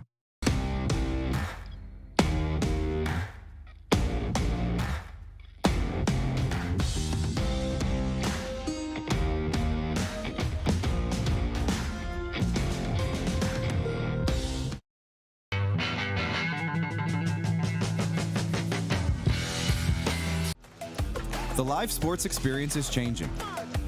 Teams and facilities are under pressure to provide online and in-venue entertainment. IKS Live has the right team to deliver. We provide service across North America and produce the best fan experience, in the seats or streaming to you.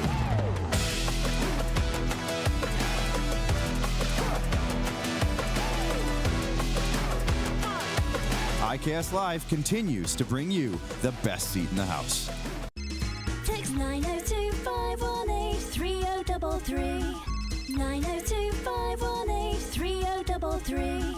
Pick up your phone and text RP, that's Rod Pedersen. Text 902-518-3033. Did you know that you can help save a life? And you can start right now. Stem cells from male donors increase chances of positive outcomes for patients, yet they only make up 40% of our registry. Today, there are hundreds of people in Canada searching for their life-saving match. You can be a patient's best hope. Be a hero by registering with Canadian Blood Services Stem Cell Registry now.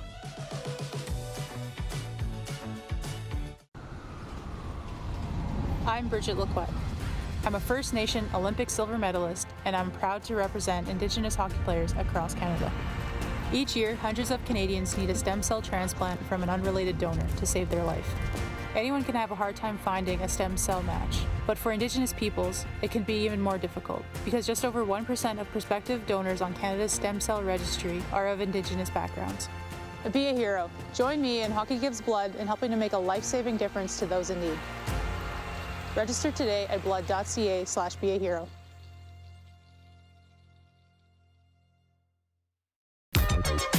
One of hip-hop's finest, Ice Cube. You better check yourself or you wreck yourself, 'cause I'm back. Straight into Canada tour.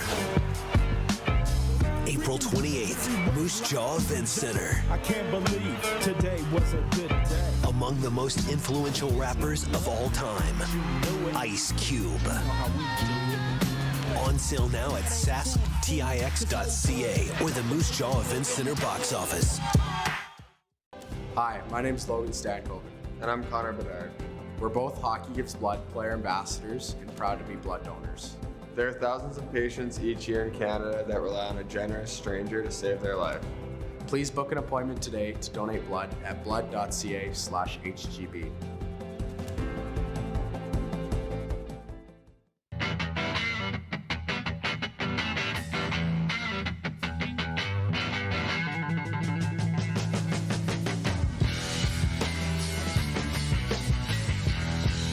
Business owners and marketers. Okay, we know you think we're pretty cool. That's why we want you to share in the coolness factor. Partner with the Rod Pedersen Show and market your business every weekday to sports lovers just like yourself. Take advantage of our many cost-effective commercial and promotional opportunities. Tell the world about your business. Yes, the world. Thanks to Game Plus TV and the Rod Pedersen Digital Network. Contact us today and find out how you can be a part of Canada's fastest-growing sports talk show, The Rod Pedersen Show. Oh, yeah, he's back. Time for more of the Rod Pedersen Show. Okay, the Football Friday continues. Let me just do a sports update before you bring Moose back in. Let's just take care of business. The Stanley Cup playoffs continue with 3 Canadian teams on the road tonight, aiming to take 2-1 series leads. The Oilers visit the Kings, eager to rebound from Wednesday's 5-4 overtime defeat. Meanwhile, the Vancouver Canucks, who suffered a 4-1 loss in Game 2, face the Nashville Predators. That Sherdemko out, we know, and I saw word this morning that Brock Besser missed the morning skate. There might be a curse on the Vancouver Canucks. And the Winnipeg Jets are at Colorado. That series 1-1. Baseball superstar Shohei Ohtani plays his first game in Toronto since opting to sign with the Dodgers instead of the Blue Jays this offseason. He sits third among NL batting leaders. And the Dodgers are atop the NL West. The Jays have dropped 3 in a row and are tied with Tampa Bay for last in the American League East. The sports update's brought to you by Landmark Cinemas. Wednesdays are made for movie twosomes. 2 admissions, 2 medium fountain drinks, 1 large popcorn, and your choice of candy for 1 great low price. All you need is a date or a partner to go with you. Landmark Cinemas movie twosome every Wednesday. Check your favorite Landmark Cinemas for showtimes. And also brought to you by Common Crown Brewing Company, turning your everyday common beer into a unique and exceptional experience. Visit commoncrown.ca. Please bring the Moose back in. Comments coming in regarding Bob Cole. Hey, Mandy in Edmonton writes in, and she says, what did Nathan Rourke say negative about the CFL? And then she writes in, oh, sorry, I'm Googling it. Yeah, we don't have time, okay? Just trust us. Okay, you were 2-0 in your Stanley Cup playoff picks last night. I was 1-1. I thought Tampa was going to win last night. Nope. So we are not keeping track all the time. It's called sport betting. Darren and I bet on the games for fun, for free, which I'm not done on the Sean Lemon thing yet. But you ready to go? Rangers at Washington. New York leads the series 2-0. Who do you got winning tonight? Yeah, the Rangers are going to keep rolling, and Ovechkin just nowhere to be found in this series. Perfect. I'm taking the Caps. Vancouver at Nashville. Who do you like? I'm going to go with the Canucks. It appears now, against all odds. Perfect. I'll take Nashville. I like it. I love it. Winnipeg at Colorado. I'm going to take the Jets to bounce back tonight. Me too. And Edmonton at LA. I like the Kings tonight to get back-to-back wins. I'm taking the Oilers. We got some real sandpaper in our picks. You can play along with us, everybody, and we'll reconvene Monday and talk about it. I would like to admonish the Edmonton Oilers for losing and affecting my life. You got Leanne there. I woke up on whatever morning it was after Game 2 of the Kings and Oilers, and I just knew, based on Serena's mood and aura and energy, that the Oilers had lost. I just knew. And it did affect the morning. Thanks a lot, Oilers. Interesting thing for the Kings, though, in terms of motivation, it's like Edmonton's a vastly better team, so they should win the series. But from an LA perspective, it's like they're in a good spot with Jim Hiller as their coach. It's sort of like if your ownership and the general manager, is it Rob Blake or Robitaille? They're both running the show there. I think it's Blake. If you really like Jim Hiller, go out and play for him. Because if you don't win this series or put up a hell of a fight, he's gone. That's a pretty good motivator for your team, right? This time of year. I would think so. Yeah. And it goes back to LA in, a place that we're hearing from players, tough to play in. Kevin Bieksa called it a greasy place to play where the game gets choppy and slow and it's hard to get flow. I watched the Oilers play the Kings in LA, and it is tough. So it's a harder building for whatever reason for the McDavids and Dreisaitl's to really get going. This might play to the Kings' favor here to try and get an edge in this series. BW in Edmonton writes in and says, it's my wife Becky's 50th birthday today. Can you give her a shout out? Hey. Happy birthday, Becky. From Bench, he says the orders affect my mood too. I get it. Mandy, I don't want to get in a holy war here at all. Maybe you weren't present for where I said I don't like to get in fights. So if you have your opinion, that's good. But I have mine. And by the way, I didn't really give mine. I was quoting Jim Barker. Mandy writes in from Edmonton and says, I don't see what he said wrong, ... but okay. I'm just, listen, putting it out there.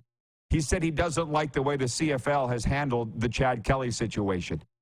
Jim Barker, an hour ago, were you watching then? Said he didn't like the way, I don't have the exact quote here, although I did put it in the meme. I don't want to misquote him because it's a serious situation.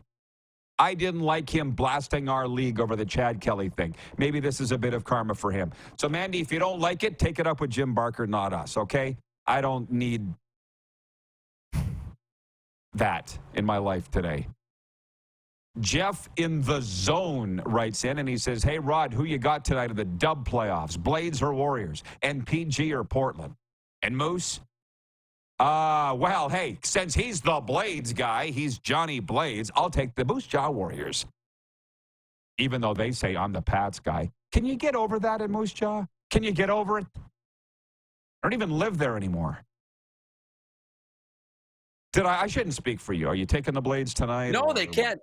We can't make them happy in Moose Jaw. I get that, And to be honest, I'm over it. It's okay now. It's all in fun.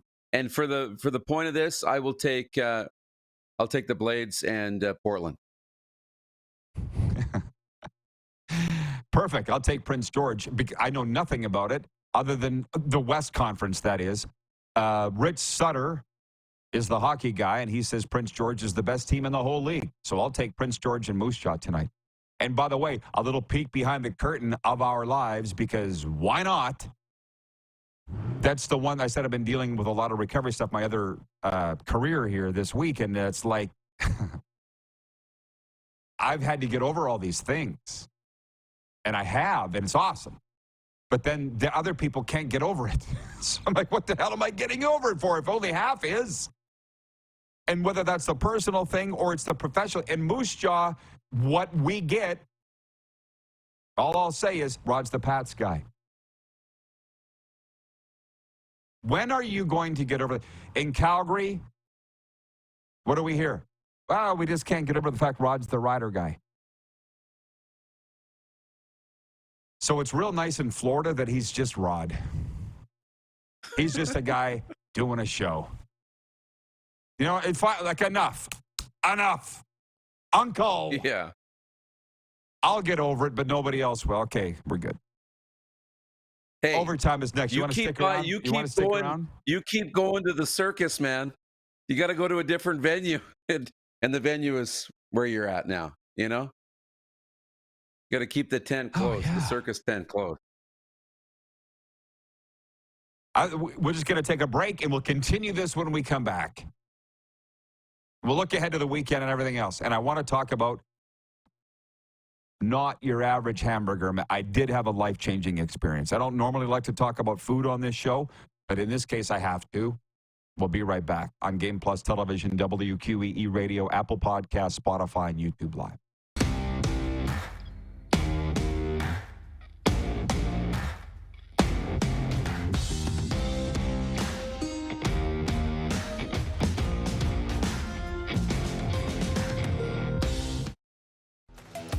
The live sports experience is changing. Teams and facilities are under pressure to provide online and in-venue entertainment. IKS Live has the right team to deliver. We provide service across North America and produce the best fan experience, in the seats or streaming to you.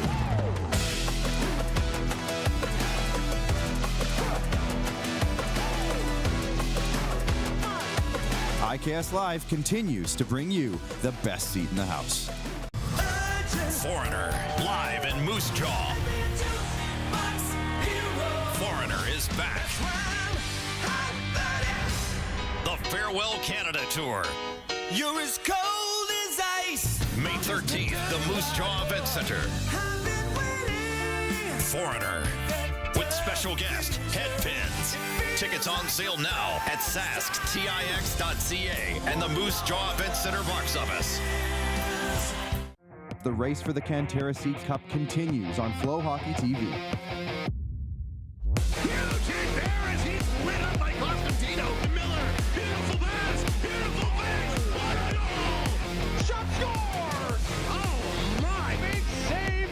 The SJHL playoffs are on. 60 minutes and who wants it more? Follow the race for the Cantera Seeds Cup on Flow Hockey TV.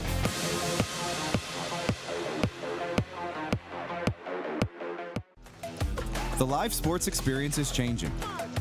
Teams and facilities are under pressure to provide online and in-venue entertainment. IKS Live has the right team to deliver. We provide service across North America and produce the best fan experience, in the seats or streaming to you.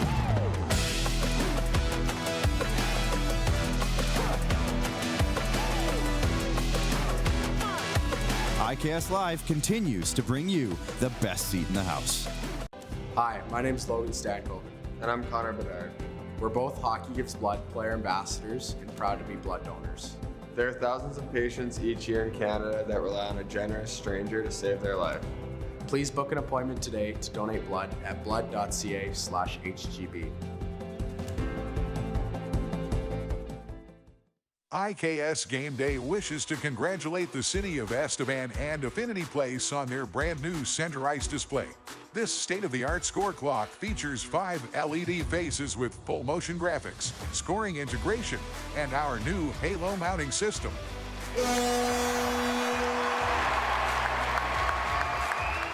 If it's time for an upgrade, Let us show you how to deliver the best fan experience. You can find us at iksgameday.com.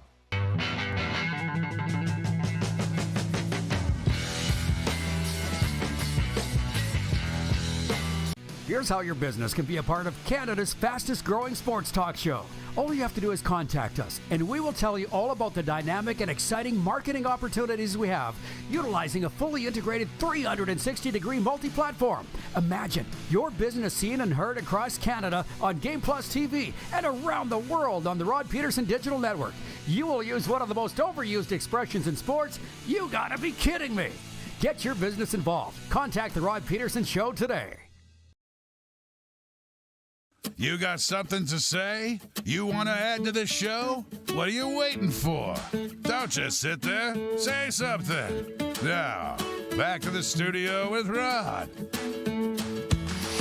All right, welcome back, everybody. It's overtime for our friends at Overtime Hockey Lanes in Calgary. Please bring the Moose in. I can't wait to take Moose to Calgary next time we have a chance and go to Overtime Hockey Lanes. It's where skill and fun collide. It's right down your alley, Moose. I know you would really love it. 28th Street Northeast, just a snapshot away from the old Crossroads Flea Market. Yeah, not getting into a fight here. B. Henderson in Winnipeg, though, writes in regarding Game 3 tonight, Jets and Avs. He says the Avs had the best home record during the regular season, but the Jets beat them twice in Denver. I'd go with the Jets. I love the stats thing, but by the way, this has not been the greatest first round ever, which we thought it was going to be. Has anybody stopped to think about that for a second? Series we thought we would be long or on the way to sweeps. Battle of Florida, maybe Vegas, Dallas. It has not been great. It's certainly been surprising, but not great. And Tampa Bay had the best power play in the regular season. They were 0 for 4 last night in a huge game at home. So regular season stats are a good guideline. Colin in Ottawa says, did you hear Bill Belichick poo-poo the Patriots selecting Drake May? He is going to be a great analyst, I can already tell. Well, you obviously just tuned in because we've been talking about it for a large part of the whole show. Wayne in BC, Darren, says, Rod, I love talking about food. But who doesn't love food? LOL. The reason I say I don't want it, because I hate on ESPN radio in the mornings, the national show, they talk about food way more than sports. I'm like, I didn't tune in for that. I'll watch Rachel Ray for that. Talk sports. But the other night we were coming home from the Panthers game, and Serena was like, do you want to get Char Hut? Well, she was driving. She said, do you want to get Char Hut? Like, I've never been to Char Hut. She just, when she gets something in her head, man, you know her. Let's just go to Char Hut. What are you asking me for? Clearly we're going. So we go to this place, and you've probably never heard of it. It's indigenous to Florida. It's a Florida chain. There are only 3. I was talking about it with the boys last night. And there are a million burger places. There are a million restaurants. There's 10.5 million people living in South Florida. The moment I bit into this thing, which it's char-broiled, Char Hut, hence the name, they cook it right in front of you. It's not like Burger King. It's a step up. Char Hut. The minute I bit into it, I was like, this is different. Have you ever eaten something that the second it gets under your nose, or you take a bite, you go, this is different? Have you ever? I mean, there's a few. I mean, everybody's got their. For me, it's always been Shake Shack. That was always my burger place, and for me, nothing ever compares to that. So it's the same. I get that. I take a bite. I'm just like, weak in the knees, right? So I understand a little bit of the feeling. Yeah, it's fine. But the first time. So yeah, I'm curious about Char Hut now. Well, it's just the boys. My guy Dylan, by the way, who looks almost exactly like Dylan Mulrooney.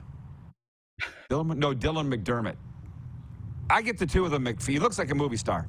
He was with me last night, and we're talking about Char Hut. He's like, is it kind of like a Shake Shack thing, Burger Fi? I said, they are flimsy compared to Char Hut. He's like, oh, I'll check it out this weekend.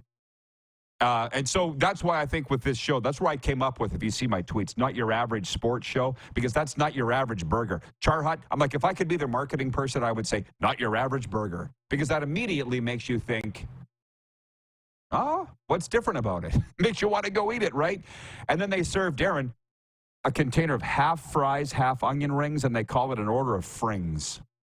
Half fries, half. If you can't decide between fries and onion rings, you can have both. Frings. Remember that steakhouse? There was that steakhouse in Regina whose slogan was "Worth the Drive." I was like, I don't know who came up with that, but it makes me think that I don't want to drive that far, so I'm not going to go. Maybe you're not a Regina. Do you remember that? Worth the Drive. And also, lazy. I don't the think drive from where? Yeah, exactly. Worth the drive. Made me not want to go.